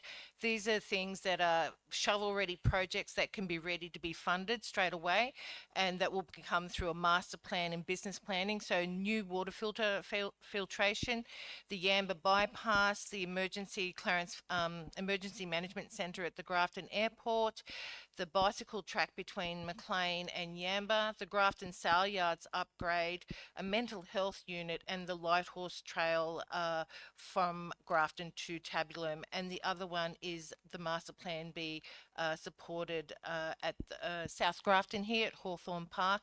And finally, 2 last things for me, which are really paramount, is to adopt all the recommendations from the Rural Land Strategy. And the final one, which impacts us all, is the new planning laws from the disaster adaptation plans be realised by the end of the next term through the Reconstruction Authority. Excellent. Thank you, Deb. I might just ask Peter Johnstone, last week there was an announcement made by the government in regards to the land in Junction Hill. It's an old announcement, but it's to do with the transport strategy. Can you just give us a quick update on that? Because there's obviously what we've been talking about with housing and so forth. I'm afraid to say there's an element where it's state government rehashing previous announcements to some extent. The 1,000 houses is a development that's already been agreed and so on. It was just really this road networks for it. And so what they've done as part of what they're doing in the Clarence Valley, they're spending far, far more in other areas that were more badly affected, I suppose, by the last flood. But what they're doing is they're helping us with particular road junctions to, I think as Shane was saying about setting the facilities before you do development, it's about getting those facilities ready in terms of roads before the development happens. But the 1,000 houses was already something that was on track. Okay, Des? Mike on? Yeah. No, just when I was in going back to my planning roles 4 years ago, we were looking at Junction Hill, and yeah, the zoning was done in that stage. But one of the big things you need out there actually is to get access is a big roundabout on Summerlin Way. And when we last costed it, and that was 3 years ago, was $5 million. And obviously the developers there are finding that hard to bear. So if the state government starts picking up some of that, it might open up that rest of that area because it's flat, it's flood free, it's ecologically easy to do. And it should happen, but that sort of infrastructure cost, and there's another all down near the Blue Goose too. There's also that intersection needs upgrading too in a big way. So if you can get the state government to do that, it'll open that area up pretty quickly. Yeah. Excellent, Des. Now I believe there was a gentleman over here who wanted to ask a question. If you want to come around, got a mic for that gentleman. Got a little bit of time still up our sleeve. Kim Dale. Everybody on the table mentioned development in some way, form or another. Ray was the only one that sort of touched on it. One of the biggest problems that stops development in this place is council's delay in development applications. Now, not one of the persons here has actually brought forward that some more work has to be done to make council more accountable for time. So what's your answer there? Des, you might be a good one to answer this one, and maybe Ray as well, because he's had a lot of experience in that field. Am I going? Yep. Okay. Yeah, I know. I take, there's two sides of development. You need actually a quick response if you're going to get it approved, or a quick response if you're going to get it refused in a lot of ways, because you spend a lot of money very quickly. Either way, so you need those quick response. I noticed council actually with housing has got a guaranteed 20-day turnaround now. That's been implemented, as far as I know. I'm not on council, so I can't talk to that. But that's one of the. It's just been announced recently. Housing's pretty easy though. If it's in a right place, it's actually a project home. Reality is you can turn those around really quickly. It's where you get into the difficult locations where you start getting ecological zones, or heaven help us on the floodplain or somewhere. That's where it gets more difficult. So reality is in the areas like Junction Hill we're just talking about, it should be really easy to approve things really, really quickly. But once you move into areas where it gets more difficult, it gets harder. So I take your point. It's been one of things while I was in council, we were always in trouble for it. And it needs to be concentrated on all the time. It's just one of those things you've got to keep pressuring, I think, right through. And resource. I think that's one of the issues you've got in council all the time is enough planners. And they're hard to get. They're hard to buy.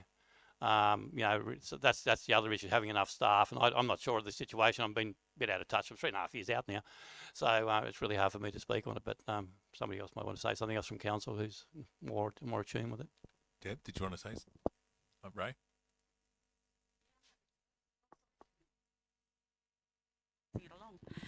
Thanks for your question, Kim.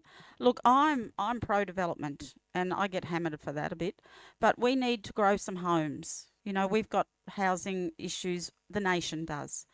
I'm hearing you, but it's not something councillors can do, and that's difficult for people to understand.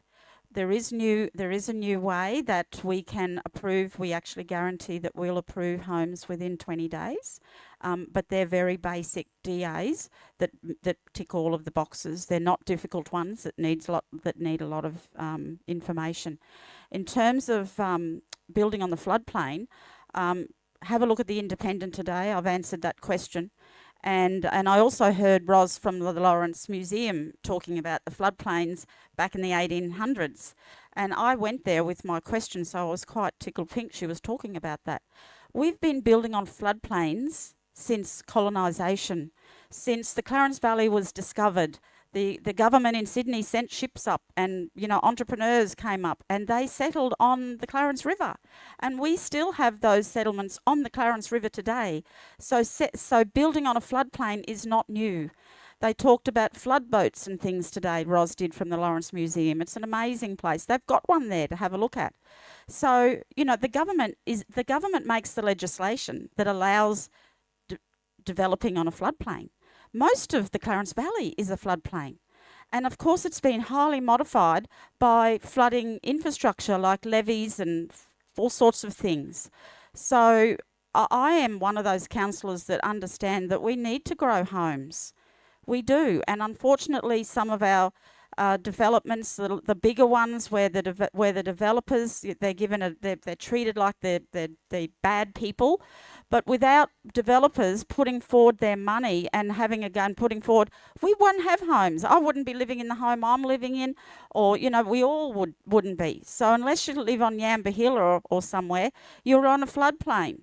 So, until the government decides we can't live on a floodplain and they change the laws, because they're the lawmakers, not the council, and also the councillors have to rely on our professional staff who assess these developments based on the legislation. So I'm hearing you. It takes a long time. Time is money for people that put forward those sorts of development applications. And at the moment, we're facing a Class 1 action against one because it was knocked back, despite the assessment to approve. Thank you, Karen. Deb? Yes. Excuse me. Oh, sorry. Yeah. Thank you. I'm just holding the floor at the moment. You can have the mic after me. Okay, so Kim, in regards to your question, Council has a committee that was started at the beginning of this term called the ARIC Committee. It's Audit Risk and Improvement Committee, and Councillor Pickering is one of the councillors on it, who's the councillor rep, and so is Peter Johnson previously.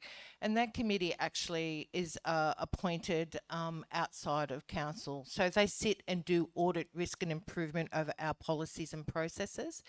And a number of times now, builders have reached out to me and with major complaints about exactly what you've just said. So I've now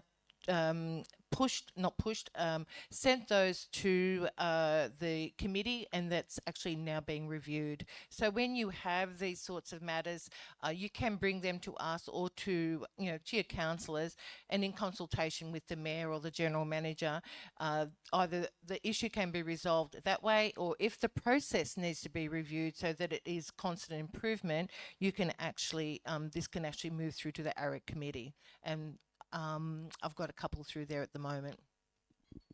All right, before we go to you, Bob, Ray, we'll just get you to answer the question, then we'll... No, it's okay. I'll just get you to answer that question from Kim. And then yeah, certainly. Thanks, Kim.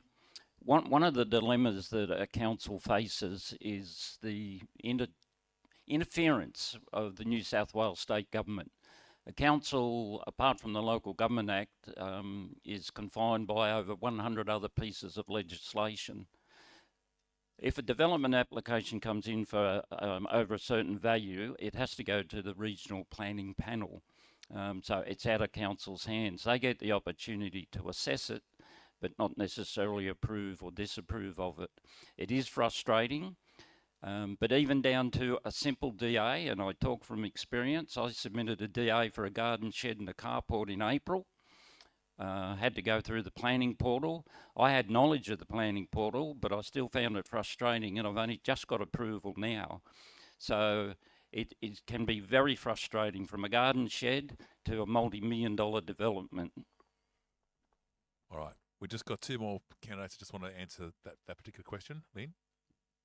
Thank you. I'd like to just say that I believe there is a real problem, thank you, Kim, in resourcing in council.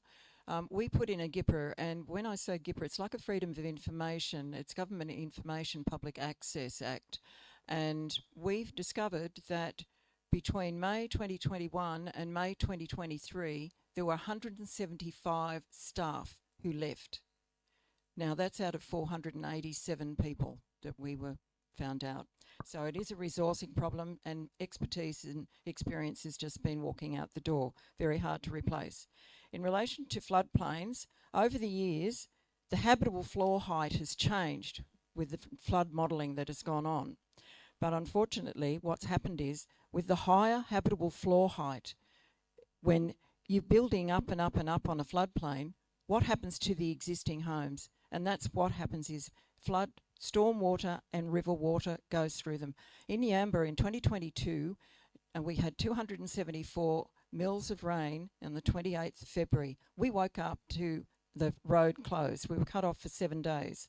But I door knocked a lot of people after the flooding. They had stormwater through their homes first up, and then sewage through their homes. And then 2 days later, when the crest came down from the river, crest come in, then they had the river water through, and they had fish swimming in their front yards along Yager Road. Now, that is not acceptable, and unfortunately, the LEP at 5.21 has been contravened for years. Whenever rainfall is falling onto a property, you'll find in 5.21 in the LEP, it is not to be displaced onto any other properties. Also, it also says that there has to be the safe evacuation and efficient evacuation of people. And I'm not sure that council staff are realising this and are just approving some of these developments. Minister Scully, actually in the Hawkesbury Basin, he stopped rezoning of land for 10,000 homes, 10,000 people, 10,000 homes, sorry. Why can't he do that here? I did a presentation to the New South Wales Parliament House just recently, flew down and did that. And that was to a parliamentary inquiry, which is looking at the planning system and taking into account climate change and the impacts on communities and the environment. And it was absolutely wonderful. And you're right, Ray, if a development is over 30 million, then it automatically goes to the Northern Regional Planning Panel. Thank you. Thank you. Thank you, Lynne. And just finally, Greg Clancy, you were on that panel and you've faced some tough decisions. Yes, but the decision that was referred to at the meeting last night, that it was my NOM that caused us to go to the Land Environment Court, I just refute that straight out.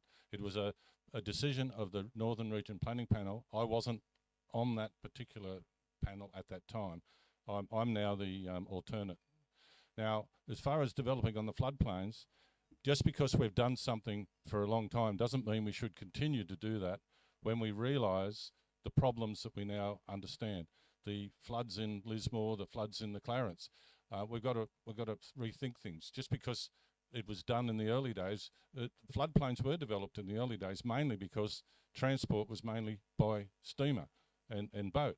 And so we can't suddenly move Grafton off the floodplain, but we can certainly be looking at where we're putting future housing.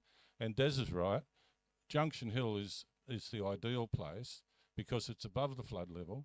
It's land that's been cleared for a long time, so there's very little ecological value. and it's close to services. So they're the sorts of decisions we've got to be making. We've got to be looking at, just because we've done something for 150 years or 200 years doesn't mean we should continue to do it. We don't kill whales anymore, you know. We don't kill koalas like we used to, you know. So, you know, we move on. We move on from things, and certainly we have to live with a lot of development on the floodplain, but that is causing problems, and we have to deal with that. But to expand it onto the floodplains is madness. But I agree, it's really the state government needs to get off their backside and come out with it. They've been dilly-dallying, but we as councillors can lobby the state government. When I tried to get some back zoning done, I was the only one that voted for it. So it's very frustrating. We need to lobby the government. The government does need to take action to stop any further development on the floodplain and to look after those people that are already on the floodplain. Thank you. Thank you, Greg. All right, just very quickly, because we have got a question from Bob. So. Oh, okay. Just on the rezonings, I had a look the other day. The last rezoning done in the floodplain was West Yager, which is about nearly 20 years ago now. All the new rezonings at Junction Hill, Cairns, there's some on South Hill too here. Even James Creek, just approved by the Joint Regional Planning Panel, is out of the flood zone. It's up on the old cane paddock. So the reality is there hasn't been any zonings done by council on the floodplain. Yeah, you've got old developments, but new developments since probably 2005 or something. So the reality is council has moved a long way. That's all. All right, excellent. Okay, question from Bob from the floor. No, just there. Microphone's right behind you. Yeah, it's more of a statement. First of all, I'm Lynne Cairns' husband, the dreaded Lynne Cairns, but that's different. I had the honour of being a county engineer in this valley in the late 90s. I have more than a working knowledge of flooding in this valley. And I'll just make one comment. What we've done in the past has worked well, hasn't it? Has anybody from the council been around the affected residents in Yamba who are flooded unnecessary because of poor planning, where blocks that used to be open swampland have been filled and the water had an escape in a storm? Now the water's got nowhere to go. If you see Yamba Road running like a flaming river from an intense storm, fair comment, but that intensity of that storm has happened something like 6 times since records were kept down there. This is the first time where we got flooding from it. Now, building on the floodplain makes no common sense at all when you have areas well above the floodplain that is available. That's just in the way of a comment. And also, thank you, my wife, you stole from my son at Sunday. All right, thank you, Bob. All right, I'm just wondering if we have enough time to get our candidates to give us a wrap up. Mr. Director, do we have enough time? Yep, okay, all right. Are there any more questions from the floor? Yep.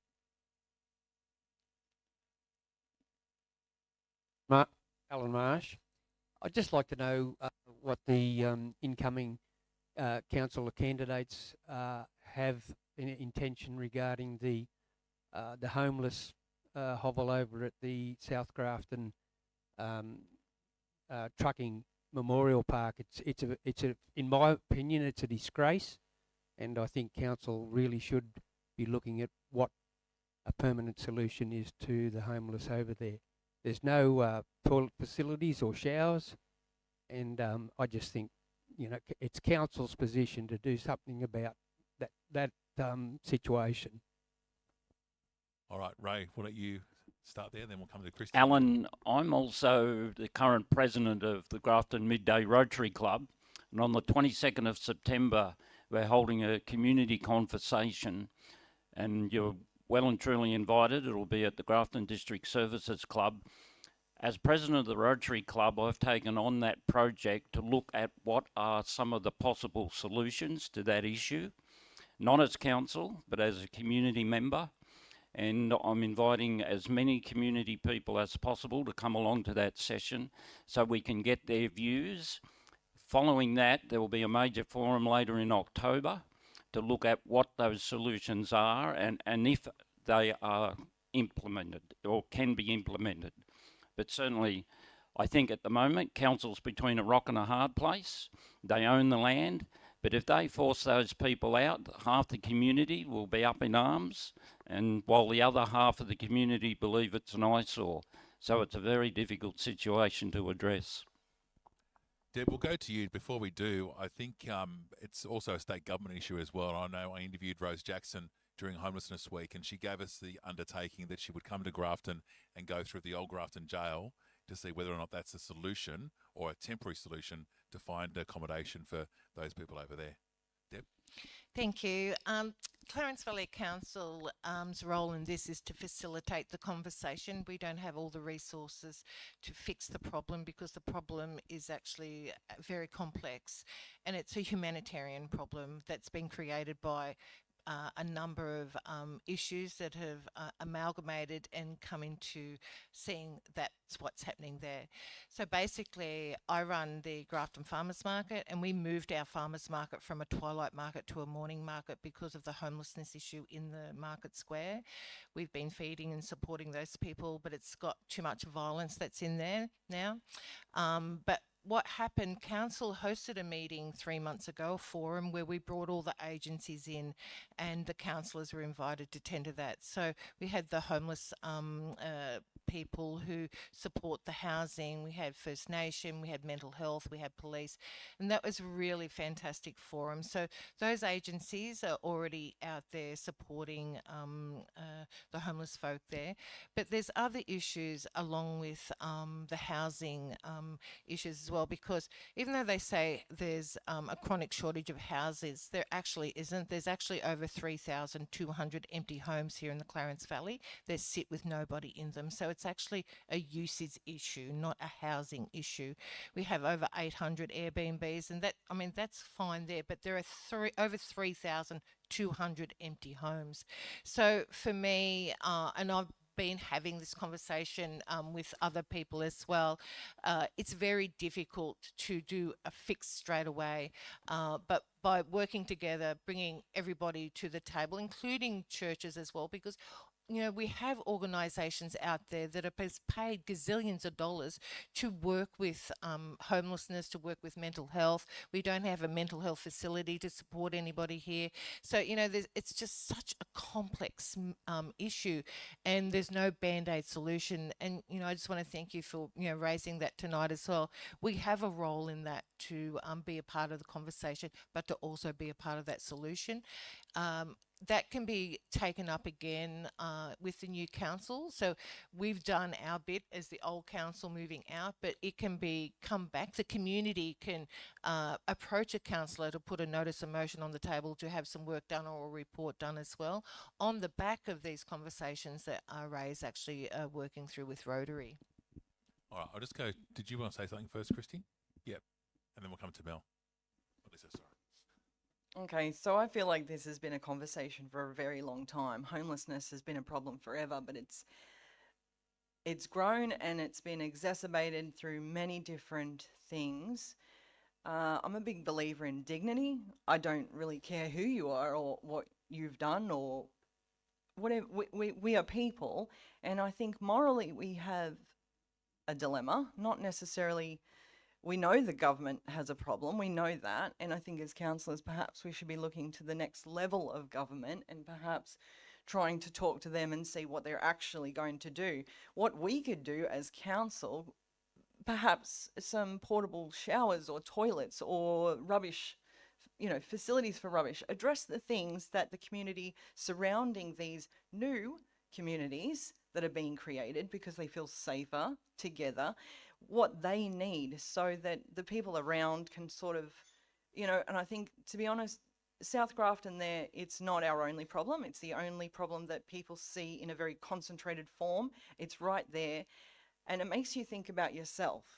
You go, that could be me, and I don't like it. So if it goes away, it would be more comfortable for me in my life because, you know, we can go buy some groceries, that's fine. But then you look out your window and go, what about these guys? That hits us deep, and we don't want that for our children. We don't want it for ourselves. I think, yeah, council, we've been talking for a long time. Their frontline workers are exhausted. All the not-for-profits, they have their limits. They have daily limits. 10 people can turn up and say, hey, I need help today, and they will give you a phone number, and they can only actually fill the needs of 3 people for that day. We can chuck a barbecue once a month, that's fine, but these people need to eat daily. It is a huge problem. It's not just ours, it is Australia-wide, and something really seriously needs to be done. Affordable housing, we need to not be looking at waterfronts in Iluka to solve the homelessness crisis. We really actually need some genuine social housing options to address these problems. I don't have answers, but I've heard a lot of really incredible ideas thrown around. Where do we get the money? Where do we get the help? Who actually is going to step up, take the initiative, and get some actual physical action done? I don't want to be talking about this in 10 years when it's triple, quadruple the issue. Now, like right now, guys, let's do something. Thank you, Cristie. Okay, just finally, Mel. It's really good that we've managed to get to some really big, painful things that we all need to face. It is well known, not just because of COVID and redistribution of wealth. For the last 10 years, the top 10% of the Australian global population as well have received 90% of the profits from economic growth. So for all of us, presumably, maybe there's a couple of exceptions in the room, if you're in the bottom 90%, you've received 10% of the benefit of economic growth in the last decade. Until we all recognise that there is this vile structural inequity, and no, at a council level we can't do a great deal. But if we keep ignoring it, we certainly will never make any difference. So for me, I think an incredible statistic, and I've said it before and I'll presumably say it a lot more, I looked at some metropolitan data in Sydney that said if we were to look at development from an infill perspective, not from greenfields, we're looking at saving between $30,000 and $90,000 per house. I don't know what the statistics are for the rural areas. Let's just hope, for the sake of everybody's ethics, responsibilities, that that's not true here in the country, or even, dare we say it, worse. Anytime we're not providing facilities for people and we're deferring to a simple solution that is gaining extra resources for those who have already got all the resources, we will continue to have these problems. Yeah, midnight oil, rich getting richer, the poor get the picture. I mean, yeah, I'm going to end on that note. That was really daggy. Thank you, Melissa. All right, just for one final question from the floor, Rob.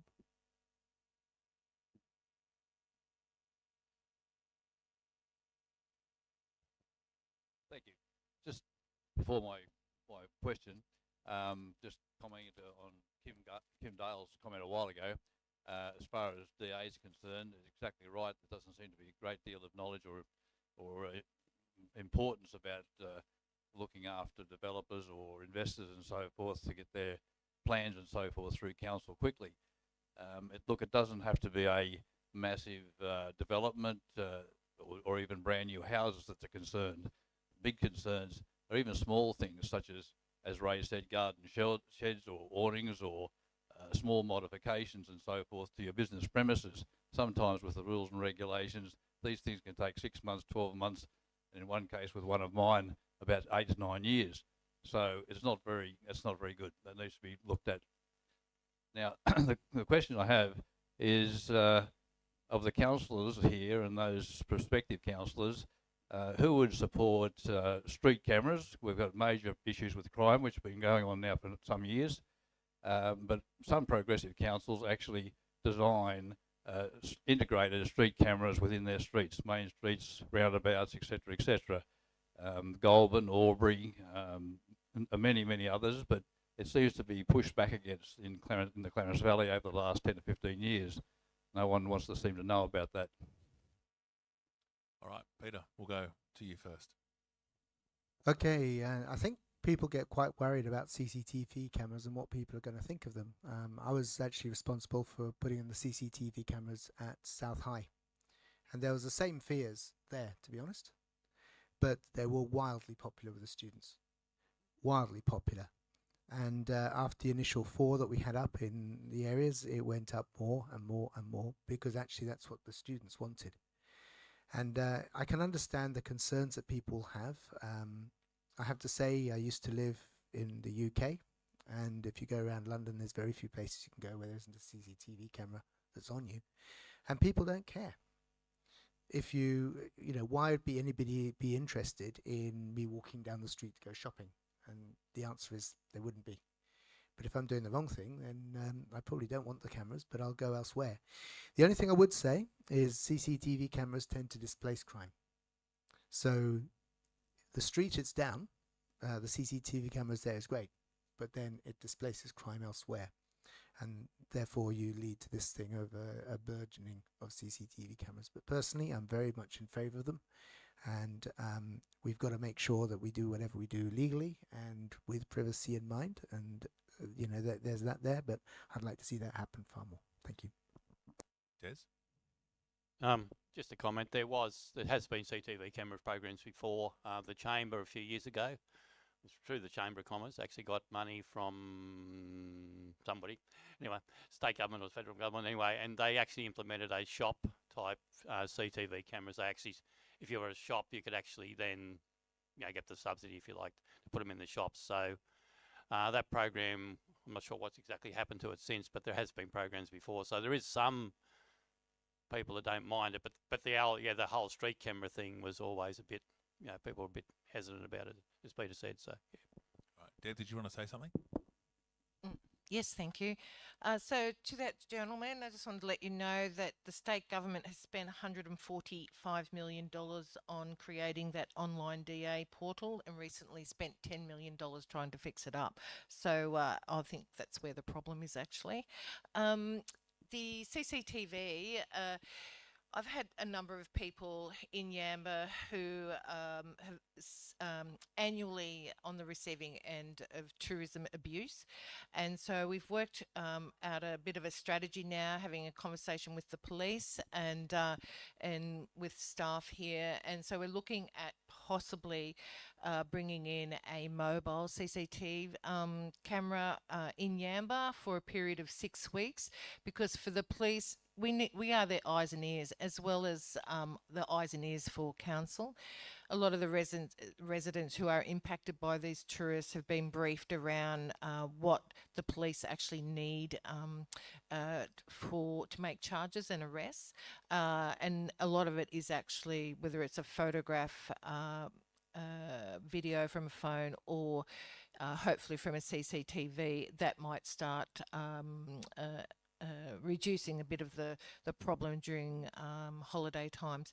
But overall, we have half of the community that, you know, really loves the idea of CCTV, and then the other half who don't like to think that Big Brother is watching them. So that's where it's really difficult, is making everybody happy, but also making everybody feel safe. Because, you know, for me, I'm quite happy to go out at 2 o'clock in the morning and take photos. I feel safe in my community, but I know a lot of people don't feel safe. And, you know, so it's taking on board, you know, some of the hot spots and, you know, trying to alleviate those problems there.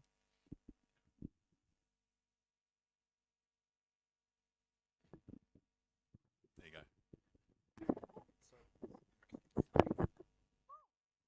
Sorry, CCTV cameras, that did come to council some years ago, can't remember when, but I think it was the Grafton Chamber that came to us and wanted us to collaborate with them in terms of that funding, which I think was from the federal government, could be wrong. But councillors made the decision not to do that because, you know, we'd be using ratepayers' money, and I'm going on memory, we would be using ratepayers' money to put CCTV cameras up for some of our businesses, which I'm not sure. Well, obviously, a lot of the councillors didn't support it because it didn't get up. But also, I've had those sorts of cameras in my own businesses, mainly to stop theft, etc. But the problem with that they don't really help you because you need someone to constantly go through that footage, and that takes a lot of time. So it's really more of a deterrent, from what I can gather. But I'm a little concerned to hearing that tourists are our problem. I've not heard that before. I've not heard about a mobile camera, CCTV camera, and police and all that sort of thing. So clearly, Councillor Novak knows more about that, probably as a market stall holder, or not holder, runs the farmers markets. But it really worries me that we're now sort of talking about tourists are our problem. Like, how do we know that they're tourists? Like, how do we know that? We need to be really careful. Tourism is one of our major economic drivers. So I think we need to just be a little bit careful with the language and who we're blaming, unless we've got a proof that tourists, because my experience with running caravan parks was a lot of the issues that we had, and we were in the main street in Yamba. My husband and I would be out in the middle of the night chasing kids, and I can assure you they weren't Indigenous, and they were locals. So don't always blame things just because it's the holidays. We're going to label our tourists as a problem. Please be careful with that. All right, thank you, Karen. I think it's obviously an economic problem as well. People are doing it tough at the moment, but it's also maybe a youth crime situation. So I think it's a whole government approach, not just council, but also the whole state government as well. So maybe there's something we can lobby our state member to try and address, and also the police. And of course, there's a crime prevention strategy out from council as well. We are getting close to the end of the night, so let's just quickly wrap up and go along the table. And I'll give you 60 seconds to just wrap up your final words, and we'll call it a night. So, Councillor Clancy, Greg Clancy, candidate, we'll let you kick us off. I'll kick you off, Damo. Yeah. Thanks. Yeah, look, I'd just like to ask for your vote, because I think that I've been an effective councillor for the last 2 terms, and I've still got a lot to do, a lot to achieve, and I really hope that we get a team that will work together and achieve what we want. And there's a lot of good points that were made tonight, and I think we can work towards that. Thank you. Thank you, Greg. Phil. Yeah, basically same as what Greg said. I'd like to see everybody work together rather than work against each other. As I've noticed in this council, it's quite obvious when you, as an outsider, and take an interest in it. That's my view on it. Thank you. Thank you, Phil. Lynne. Yes, I'd really like to be a voice for our community and to represent the people in the Valley. I'd like to ensure proper community consultation, accountability and transparency. Unfortunately, it appears that residents and ratepayers are almost being virtually treated as the enemy with this council. That seems to be the prevailing attitude, and they are the people, council staff and councillors employed to serve. Once every councillor takes an oath or affirmation to act in the best interest of, once elected, they take an affirmation, an oath or oath to act in the best interest of the community. I will honour that commitment. A big part of councillors' role is as the governing body is to monitor the performance of council, and that seems to have been overlooked, and councillors need to insist on that accountability and transparency. I, as one councillor, cannot do it on my own. We need a strong, cohesive team working together. Thank you. Good timing. Cristie. Well, I think the last 8 months I've been an effective human, and I think that I would like to continue doing that with the label of councillor, please. I think that we need a bit more of that. I think we need some happiness. I think we need some humour. I think we need some real people who can understand the framework, the processes, all that blah, blah, blah, blah, but then can somehow translate that so that you can seem somewhat normal and can partake in the community and be approachable. It'd be nice to get other councillors on board with that, should I be elected and they be elected. It'd be nice if councillors could remember that they are not employed by council, they don't work for council. It is the community members that we should be working for. It is the community members that do pay us. And honestly, as a ratepayer, I have not been all that impressed with where my money has gone towards certain councillors in the past. So I've looked a lot also at what not to do. So it's been a big lesson, and I'd like to have the chance to speak on behalf of us. Thank you. Thank you. The clock's going up, not backwards. Anyway, Steve. Just vote once, Steve Pickering, on election day or at pre-poll. If you want to know more about me, just give me a call, send me an email, drop into my gallery, go to www.stevepickering.com.au. I haven't been able to say too much tonight. The time limits are really short, and when I want to talk, I just want to talk. But I'm generally a listener. I love to listen, and I love to fix problems. It's just what I do, and I want to keep doing it. I want to keep doing it for our valley. I love our valley. Yeah, thanks for your time. Thanks for your support. Thank you, Steve. Peter. Well, there's 17 of us at the moment, and soon we're going to become 9. And one of the things I've been quite impressed with is looking around. I said about finding the strengths and inner beauty of each person. And I think I'm seeing that here tonight. As to which 9 it's going to be, let's have a look. Look, for me, I've been a councillor now for almost 3 years, and I've done my learning. I'm ready now to really achieve. As a mayor, I've been a mayor for 1 year, and I think I'm ready to achieve as well. And what we've done is, what I've done, I think, is lay a foundation. I've got lots of ideas, lots of thoughts about where to go. And I'd like the opportunity, please, to do that.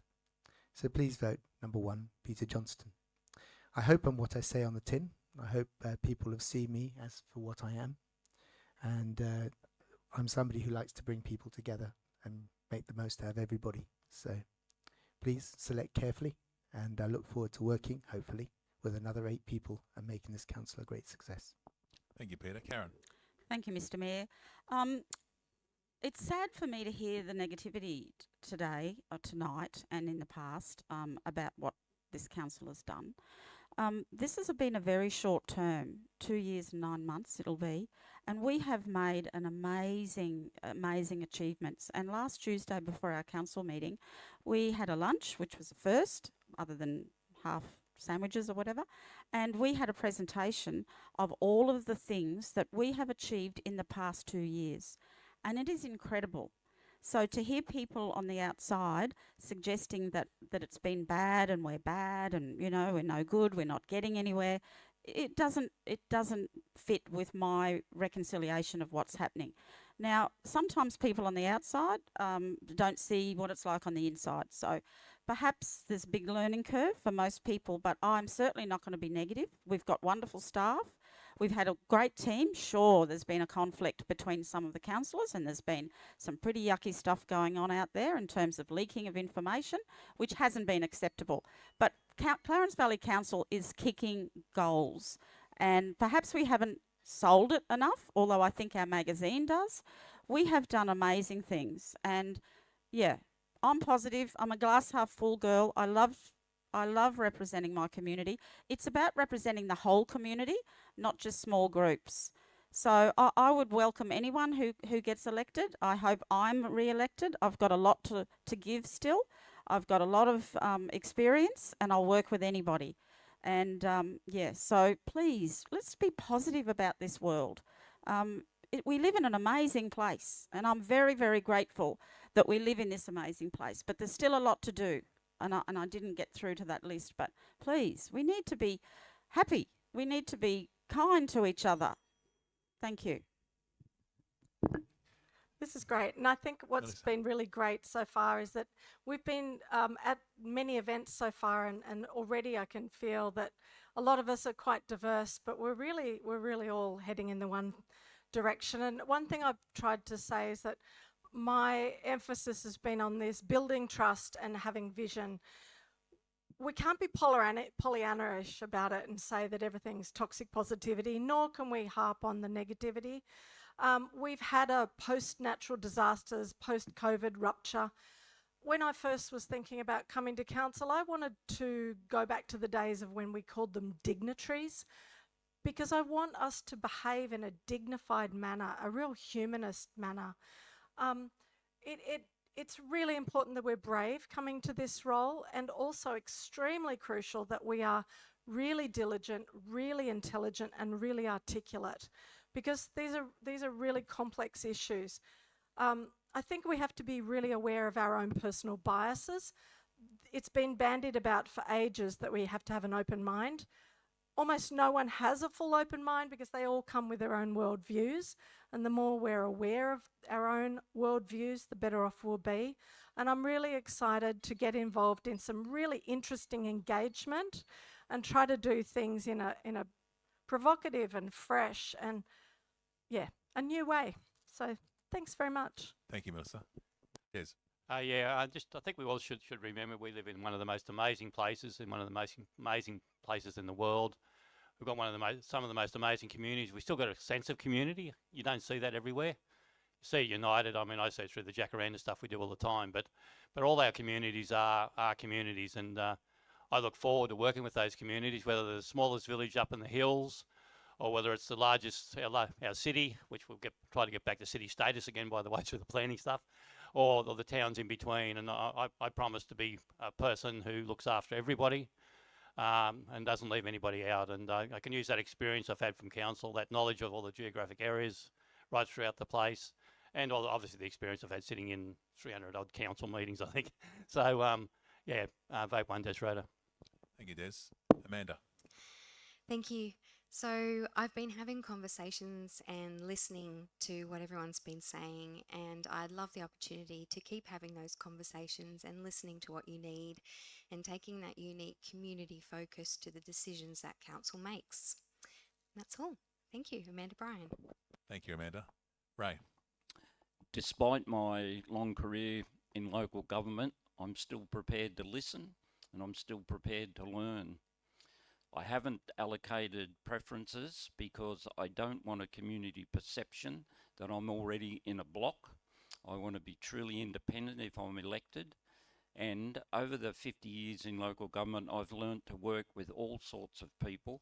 And if elected, I know I can make a positive contribution and work well with the other 8 councillors. Thank you, Ray. Shane. Thanks. You give the bloke who speaks the least 2 goes. Yeah. I'd just like to build on the community and give everybody a fair go. I treat everybody the same, whether you're the toilet cleaner or the CEO. I don't care. I'll listen to you. I'll talk to you, and I'll be on your side. Thank you. Thank you, Shane. Deb. I love that, Shane. I want you to, dear community, vote for 9 people, but make sure that they are diverse. Because over the past 3 years, we've had over 36 meetings. We have had hundreds of items to vote on, and we have agreed on at least 90% of them. If there wasn't 10% in the room shaking the cage, there would be a problem. It would mean that we were a doormat. So it's important to vote for diversity. Whether you vote for me or not, it's up to you. I will continue to do the work that I've always done before I was elected, during the term, and if I was elected. So vote for 9 people that you think will do a great job for our community and have the interest of our community at their heart and their core. Thank you, Deb.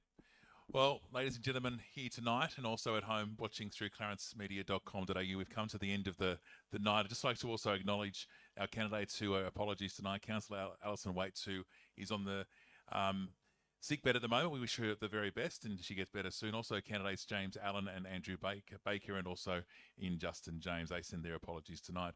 On behalf of the community, we'd like to thank each and every one of you for coming out tonight. I know that you've done quite a few of these, and hopefully the questions weren't too hard or weren't too easy. and you got out of it as much as we possibly could. And to the audience here, thank you for coming out. And just finally, thank you to Steve Fraser, the boss here at the South Grafton Ex-Services Club, for allowing us to take over the downstairs area. To our team of volunteers from Clarence Media and Loving Life, thank you again, and good luck on September 14. Voting starts on Saturday. Good night and have a great night.